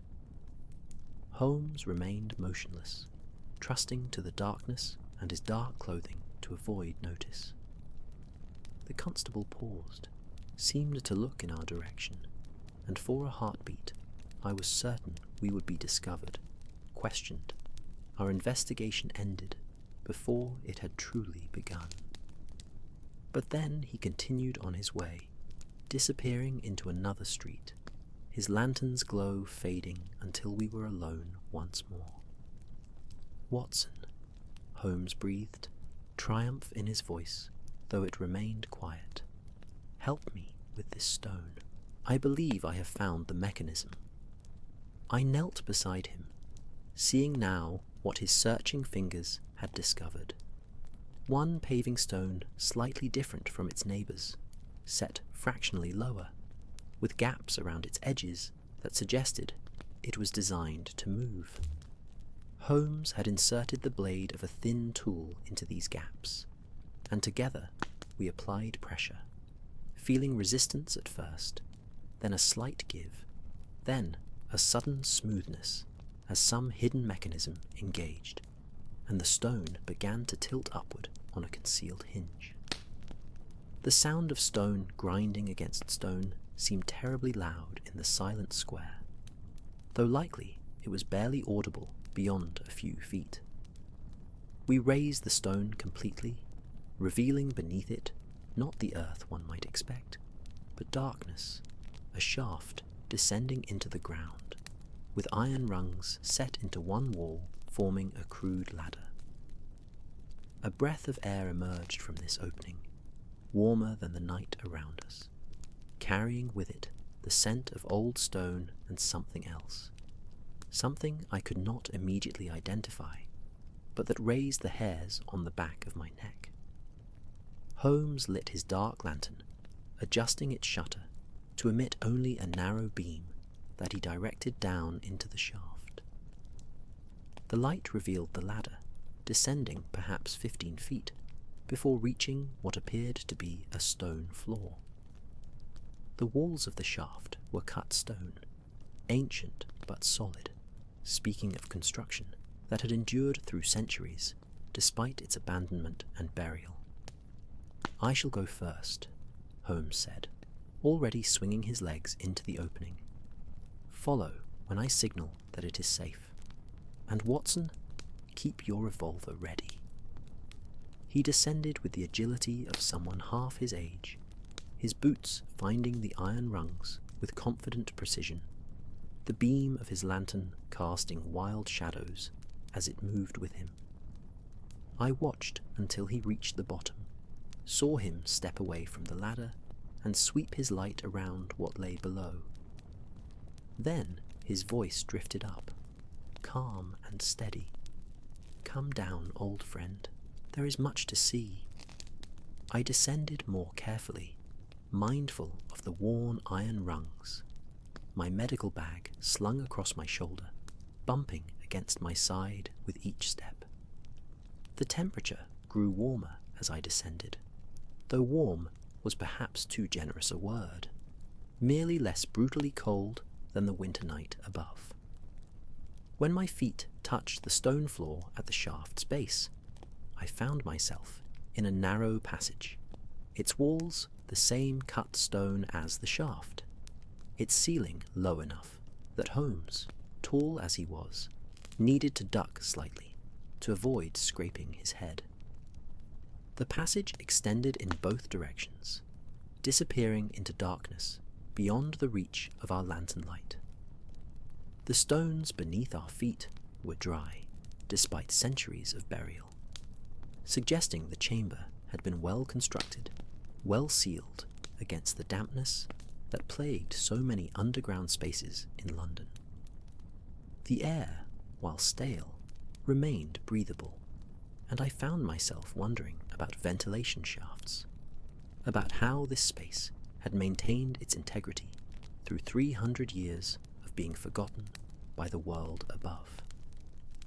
Holmes moved down the passage to our right, following what appeared to be marks on the wall, symbols scratched into the stone, similar to the rose and cross we had seen elsewhere, guiding us like signs on a pilgrim's path. Our footsteps echoed softly, the sound somehow comforting in its normalcy, proof that we remained in the physical world despite the strangeness of our surroundings. The passage turned, then turned again, descending slightly, taking us deeper into this buried place. We came at last to a chamber, and Holmes opened his lantern fully, flooding the space with light that revealed wonders and horrors in equal measure. The chamber was perhaps 30 feet across, its ceiling vaulted in the Gothic style, supported by stone pillars carved with intricate designs. The walls bore faded paintings, religious scenes mingled with alchemical symbols. The mysticism of the Rosicrucians, made visible in art that had not seen light in centuries. And there, in the centre of the chamber, stood an altar of white stone, carved in the shape of a rose, its petals opening upward like a cup, like hands reaching toward heaven. "The Rosa Petra," Holmes whispered, his voice carrying an unusual note of awe. "The stone rose. This is the place Sir Lucian Ashwood wrote about, the place where the ritual was performed, where he claimed to achieve transformation, to become something neither living nor dead. Trafalgar Square opened before us like a stage set for some Gothic drama. The grey some Gothic drama. The great column of Nelson rising into the darkness above, its lions crouched eternal and watchful at its base, their stone forms dusted with snow that made them appear almost alive in the uncertain light of the gas lamps scattered around the square's perimeter. The fountain stood silent, its waters stilled by winter's touch, transformed into abstract sculptures of ice that caught what little light existed and threw it back in dim, fractured patterns. We stood at the square's edge, two figures small against the vastness of this open space, breathing clouds of white vapour into the night air, while we surveyed the ground that might hold secrets 3 centuries old. Holmes moved forward with purpose, his dark lantern held low, not yet lit, his eyes scanning the snowy expanse for signs of disturbance, for any indication of where entrance to the buried chapel might be found. I followed close behind, my hand in my pocket resting on the grip of my revolver, though whether this gave me comfort or merely reminded me of the potential dangers we faced, I could not say. The snow beneath our feet was pristine here, unmarked by the passage of others, suggesting that whatever entrance existed was not obvious, not easily discovered by those who did not know precisely where to look. We made our way toward the base of Nelson's column, where Holmes consulted a small notebook he had brought from Baker Street, comparing measurements and angles with the maps he had studied. He counted steps from the column's base, turned at precise angles, moved with the confidence of someone following a treasure map drawn by a careful hand. I watched this process with a mixture of admiration and growing unease, aware that every moment we spent exposed in this open square increased the possibility of being observed, questioned, perhaps prevented from continuing our investigation. "Here," Holmes said at last, his voice barely above a whisper, though we appeared entirely alone. He had stopped at a spot that seemed no different from any other, perhaps 20 feet from the column's base, in a section of the square that would ordinarily see considerable foot traffic during daylight hours. According to the old maps, this should be directly above the chapel's main entrance, but I see no obvious access point, no grating or doorway. He knelt in the snow, brushing it away with gloved hands to reveal the paving stones beneath. His fingers traced the gaps between stones, searching for some irregularity, some sign that these particular stones could be lifted or moved. Minutes passed while he conducted this examination, the cold seeping through my clothes despite my heavy coat, my feet growing numb in my boots as I stood watch over his crouched form. A sound reached us from across the square, the slow clip-clop of a horse's hooves, and I tensed, watching as a constable on his rounds appeared from one of the side streets, his lantern swinging gently as he walked. Holmes remained motionless, trusting to the darkness and his dark clothing to avoid notice. The constable paused, seemed to look in our direction, and for a heartbeat I was certain we would be discovered, questioned, our investigation ended before it had truly begun. But then he continued on his way, disappearing into another street, his lantern's glow fading until we were alone once more. "Watson," Holmes breathed, triumph in his voice, though it remained quiet. "Help me with this stone. I believe I have found the mechanism." I knelt beside him, seeing now what his searching fingers had discovered. One paving stone, slightly different from its neighbours, set fractionally lower, with gaps around its edges that suggested it was designed to move. Holmes had inserted the blade of a thin tool into these gaps, and together we applied pressure, feeling resistance at first, then a slight give, then a sudden smoothness as some hidden mechanism engaged, and the stone began to tilt upward on a concealed hinge. The sound of stone grinding against stone seemed terribly loud in the silent square, though likely it was barely audible beyond a few feet. We raised the stone completely, revealing beneath it not the earth one might expect, but darkness, a shaft descending into the ground, with iron rungs set into one wall forming a crude ladder. A breath of air emerged from this opening, warmer than the night around us, carrying with it the scent of old stone and something else, something I could not immediately identify, but that raised the hairs on the back of my neck. Holmes lit his dark lantern, adjusting its shutter to emit only a narrow beam that he directed down into the shaft. The light revealed the ladder, descending perhaps 15 feet, before reaching what appeared to be a stone floor. The walls of the shaft were cut stone, ancient but solid, speaking of construction that had endured through centuries, despite its abandonment and burial. "I shall go first," Holmes said, already swinging his legs into the opening. "Follow when I signal that it is safe.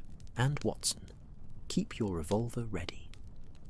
He descended with the agility of someone half his age, his boots finding the iron rungs with confident precision, the beam of his lantern casting wild shadows as it moved with him. I watched until he reached the bottom, saw him step away from the ladder and sweep his light around what lay below. Then his voice drifted up, calm and steady. "Come down, old friend. There is much to see." I descended more carefully, mindful of the worn iron rungs, my medical bag slung across my shoulder, bumping against my side with each step. The temperature grew warmer as I descended, though warm was perhaps too generous a word, merely less brutally cold than the winter night above. When my feet touched the stone floor at the shaft's base, I found myself in a narrow passage, its walls the same cut stone as the shaft, its ceiling low enough that Holmes, tall as he was, needed to duck slightly to avoid scraping his head. The passage extended in both directions, disappearing into darkness beyond the reach of our lantern light. The stones beneath our feet were dry, despite centuries of burial, suggesting the chamber had been well constructed, well sealed against the dampness that plagued so many underground spaces in London. The air, while stale, remained breathable, and I found myself wondering about ventilation shafts, about how this space had maintained its integrity through 300 years of being forgotten by the world above. Holmes moved down the passage to our right, following what appeared to be marks on the wall, symbols scratched into the stone, similar to the rose and cross we had seen elsewhere, guiding us like signs on a pilgrim's path. Our footsteps echoed softly, the sound somehow comforting in its normalcy, proof that we remained in the physical world despite the strangeness of our surroundings. The passage turned, then turned again, descending slightly, taking us deeper into this buried place. We came at last to a chamber, and Holmes opened his lantern fully, flooding the space with light that revealed wonders and horrors in equal measure. The chamber was perhaps 30 feet across, its ceiling vaulted in the Gothic style, supported by stone pillars carved with intricate designs.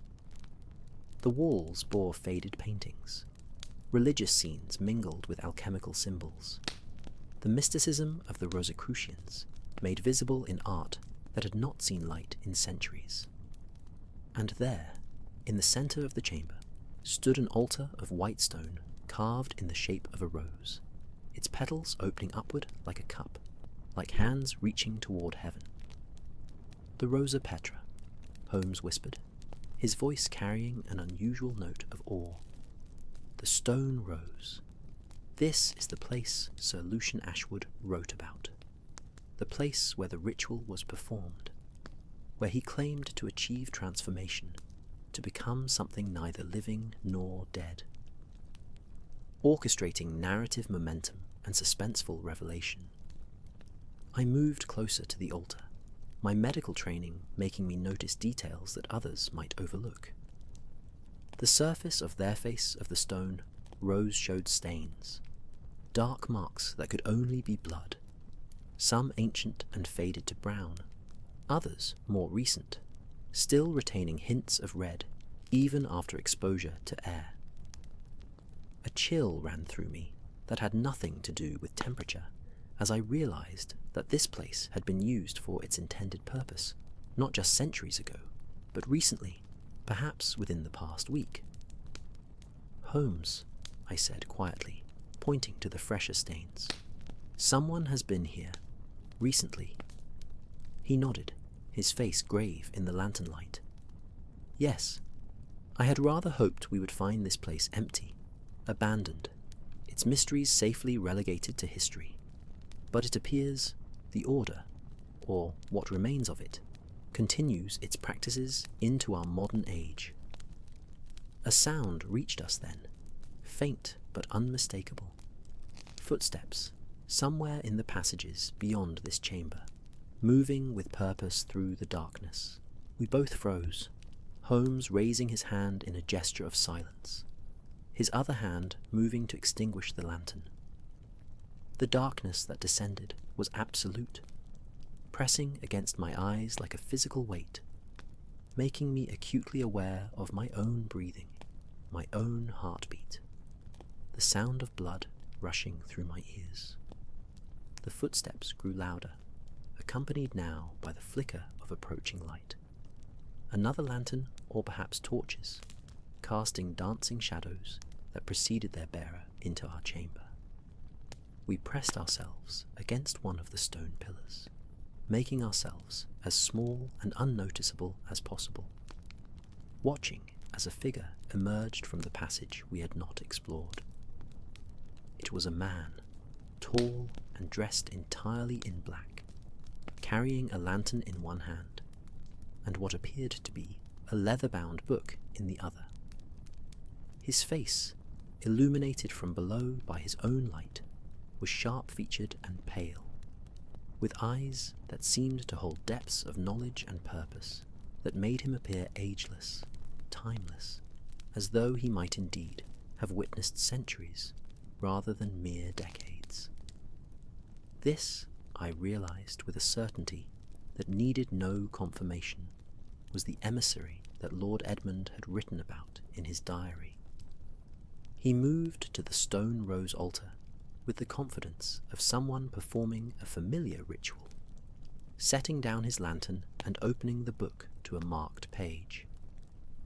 He began to read aloud in Latin, his voice resonant and hypnotic, filling the chamber with words of power and invocation that I could not fully understand, but that raised every primitive instinct in my body, urging flight, warning of danger beyond rational comprehension. Holmes's hand gripped my arm, holding me in place, and I realized he wanted us to observe, to witness whatever was about to occur. My hand tightened on my revolver, though what use a bullet might be against forces such as these, I could not say. The emissary's chanting grew louder, more intense, and as he spoke, he produced from his pocket a small vial containing what appeared to be blood, which he poured onto the altar's surface, watching as it ran down the carved stone petals to pool at the base. The air in the chamber seemed to thicken, to become charged with something I had no name for, something that made my skin prickle and my breath come short. And then, from another passage on the far side of the chamber, came more footsteps, these slower, more hesitant, and into the light stepped Lord Edmund Ashwood. He looked pale and dazed, moving as though in a trance, his eyes fixed on the emissary with an expression of mingled fear and rapture. He was alive, which flooded me with relief, but clearly not in his right mind, clearly under some influence, whether chemical, psychological, or something more mysterious still. Lord Edmund moved toward the altar as though drawn by invisible threads, his steps measured and dreamlike, his face showing neither recognition of his surroundings nor awareness of our hidden presence. The emissary watched him approach with what might have been satisfaction, or perhaps something closer to sorrow. It was difficult to tell in the uncertain light that danced across his sharp features. He gestured for Lord Edmund to kneel before the stone rose, and the missing man complied without hesitation, lowering himself to the ancient floor with the obedience of one who has surrendered his will to another. Holmes chose this moment to act, stepping from behind the pillar, with his lantern suddenly blazing to full brightness, flooding the chamber with light that seemed almost violent after the shadows we had been hiding in. "That will be quite enough," he announced, his voice calm but carrying an unmistakable authority. "Lord Edmund Ashwood, you are in the presence of friends. Dr. Watson and I have come to bring you home." The emissary turned slowly, showing neither surprise nor alarm at our presence, as though he had known all along that we observed from the darkness. His eyes met Holmes's with an intensity that spoke of a formidable intelligence, a will perhaps equal to that of the great detective himself. Lord Edmund, however, seemed not to hear Holmes's words at all, remaining kneeling before the altar, his lips moving silently as though repeating some internal prayer or incantation. "Mr. Sherlock Holmes," the emissary said, his accent confirming Stevens's description of Eastern European origins, though his English remained precise and cultured. "I wondered how long it would take you to find this place. You are as resourceful as the stories suggest, and Dr. Watson, loyal as always. But you do not understand what you have interrupted. This is no mere abduction, no crime in any sense that your laws would recognize." "Then enlighten us," Holmes replied, moving closer but maintaining a careful distance, his posture alert for any sudden movement. "Explain why a man vanished from a locked room, leaving behind blood and roses, and a wife driven nearly mad with worry." The emissary closed his book carefully, setting it aside on the altar with reverent care. Lord Edmund came to us willingly, seeking answers to questions raised by his discovery of his ancestors' papers. Sir Lucian Ashwood was indeed a member of our order, one of our most devoted brothers. In 1593, he underwent the ritual of preservation, a ceremony designed not to grant immortality, as the romantic stories suggest, but to preserve knowledge, to create a living library of our order's secrets. He lived not as a vampire, despite what superstitious minds might imagine, but as a guardian, using techniques of extended life drawn from ancient wisdom traditions, blended with early scientific understanding. I listened to this explanation with a mixture of skepticism and unwilling fascination, my rational mind rejecting the supernatural implications, while some deeper part of me recognized that we stood in a place where boundaries between possible and impossible had grown thin, permeable. Lord Edmund remained kneeling, unmoving, and I noticed now that his breathing had slowed to an almost imperceptible rate, as though he had entered some meditative state far deeper than normal sleep. Sir Lucian maintained his vigil for over 200 years. The emissary continued, his voice taking on the quality of someone recounting sacred history. He passed the knowledge to chosen successors, each of whom carried the burden of preservation until age or circumstance required them to pass it forward once more. I am the current guardian, have been for nearly a century, though I know I look younger than such a claim would suggest. The techniques that extend life also slow its visible passage. Holmes moved to Lord Edmund's side, kneeling to examine him with the careful attention he might give to evidence at a crime scene. He checked the man's pulse, lifted his eyelids to examine his pupils, tested his responses to simple stimuli. "He is in some form of hypnotic trance," Holmes said, his voice thoughtful, "combined possibly with some chemical preparation. His vital signs are stable but suppressed. What have you done to him?" "I have prepared him for the choice he must make," the emissary replied. "The blood that calls across generations has awakened in him as it awakened in his ancestor. He came seeking understanding, and found instead an invitation to continue the tradition, to become the next guardian when my time ends. The ritual you interrupted was merely the beginning of a process that would take many months, perhaps years, to complete. He would not have been harmed, Mr. Holmes. He would have gained something far more valuable than the ordinary span of years allows." A sound from the passage we had entered through drew our attention.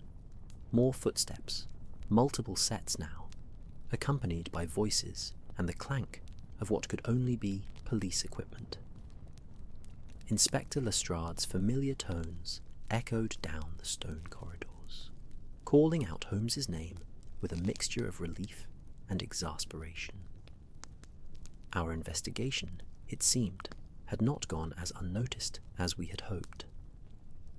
The constable who had passed through Trafalgar Square must have reported seeing figures near the column, prompting Lestrade to organize a search. The emissary moved swiftly then, producing from his robes a small glass vial containing clear liquid. He uncorked it and passed it beneath Lord Edmund's nose, the sharp medicinal smell reaching even to where Holmes and I stood.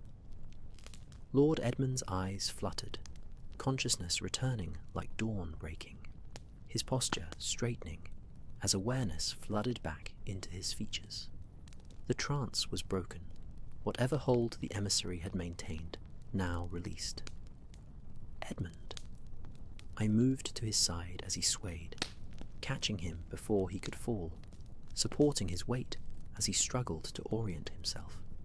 His eyes, when they focused on me, held confusion, but also recognition, sanity returning after its brief departure. "Dr. Watson, where am I? How did I come to be here?"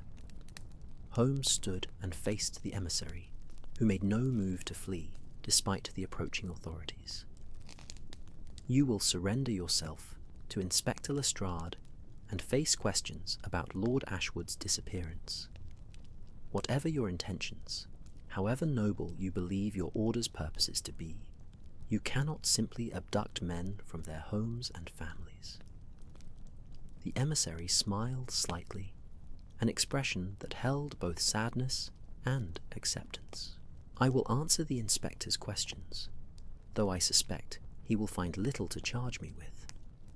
Lord Edmund came willingly, as his diary will attest. No locks were forced, no violence employed. The mysteries of the locked room? He gestured to the altar, where I now noticed for the first time a second passage, smaller and concealed behind a carved panel that blended seamlessly with the wall. There are always passages, Mr. Holmes, for those who know where to look. The blood and the rose were theatrical, I admit, symbols meant to guide Lord Edmund to this place, to let him know his invitation had been extended. Lestrade burst into the chamber at that moment, accompanied by 3 constables, their lanterns creating a blaze of light that dispelled the last shadows. His face showed relief at finding us unharmed, followed quickly by professional assessment of the scene before him. Lord Edmund, supported by Watson, clearly alive, if somewhat worse for wear. Holmes standing calm and collected, and a mysterious figure in black, who radiated an authority that gave even the inspector pause. The explanations that followed took hours, moving from the underground chamber back to the surface to New Scotland Yard, where Lord Edmund's statement was taken, where the emissary, who gave his name simply as Marius, answered questions with calm precision while revealing very little of substance.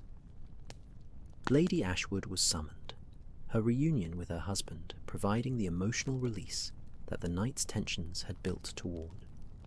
She wept, he held her, and in that moment, the mysteries and ancient orders seemed very far away from the simple human need for connection and love. By the time Holmes and I returned to Baker Street, dawn was painting the eastern sky with delicate shades of rose and gold. The snow-covered city awakening to a new day that promised cold sunshine and the continuation of ordinary life. We climbed the familiar stairs to our sitting room, where the fire had burned down to embers, but the space retained enough warmth to welcome us home. Mrs. Hudson appeared as if summoned by our arrival, bringing fresh tea and concern for our well-being, tutting over our dishevelled state, while clearly relieved to have us safely returned. Holmes collapsed into his chair with uncharacteristic weariness, while I busied myself reviving the fire, needing the simple ritual of coaxing flames from embers, of adding wood, and watching new light chase away the last shadows. "So," I said at last, settling into my own chair with a cup of steaming tea, "what do you make of it all, Holmes? Was Marius telling the truth about the Order, about extended life and preserved knowledge? Or was it all an elaborate fiction, a conspiracy to manipulate a vulnerable man?"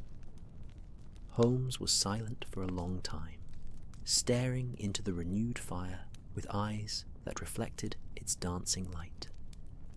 "I think," he said finally, "that the truth lies somewhere between what we can prove and what we can imagine. Was Sir Lucian Ashwood a member of a secret society? Almost certainly. Did that society believe in and practice techniques meant to extend life? The historical evidence suggests yes.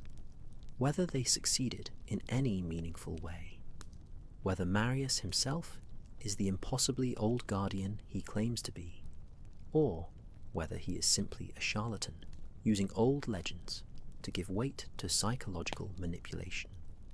That, Watson, I cannot definitively say. And Lord Edmund will recover fully, I believe, once the effects of whatever preparations he was given have cleared from his system. He will return to his wife, to his ordinary life, carrying with him knowledge of mysteries that may or may not be true, but that will certainly change how he sees the world. Whether that change proves blessing or curse remains to be seen. Holmes paused, then added with a slight smile, At least he has his answers, after a fashion. Not the answers he expected, perhaps, but answers nonetheless. The morning light grew stronger, filling our sitting room with its clean brightness, pushing back the memories of underground chambers and mysterious emissaries.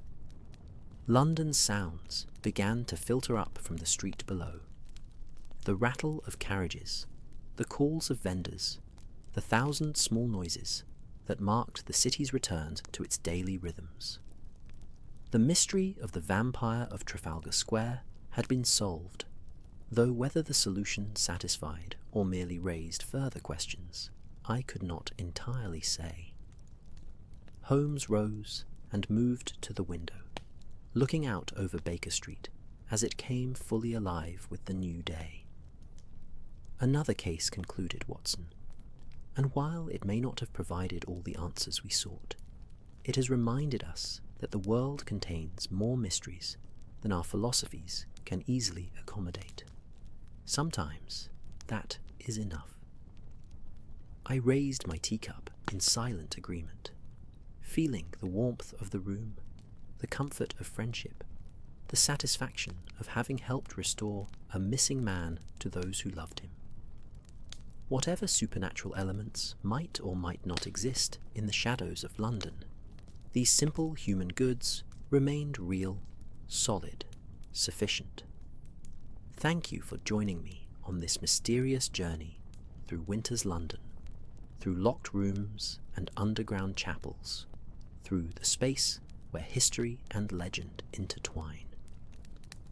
If you found peace in this telling, if the story helped guide you toward restful sleep, I would be grateful if you would subscribe to this channel, leave a like to let me know you enjoyed our time together, and perhaps share in the comments what mysteries speak to your own imagination.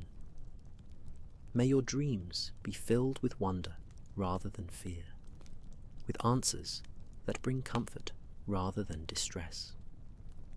Rest well, dear friend, wherever in this wide world you find yourself tonight. The mysteries can wait until morning. For now, there is only peace, only the gentle descent into sleep, only the promise that tomorrow's light will shine on a world still full of stories waiting to be discovered. Good night, and farewell until we meet again in the Shadowlands between waking and dreaming.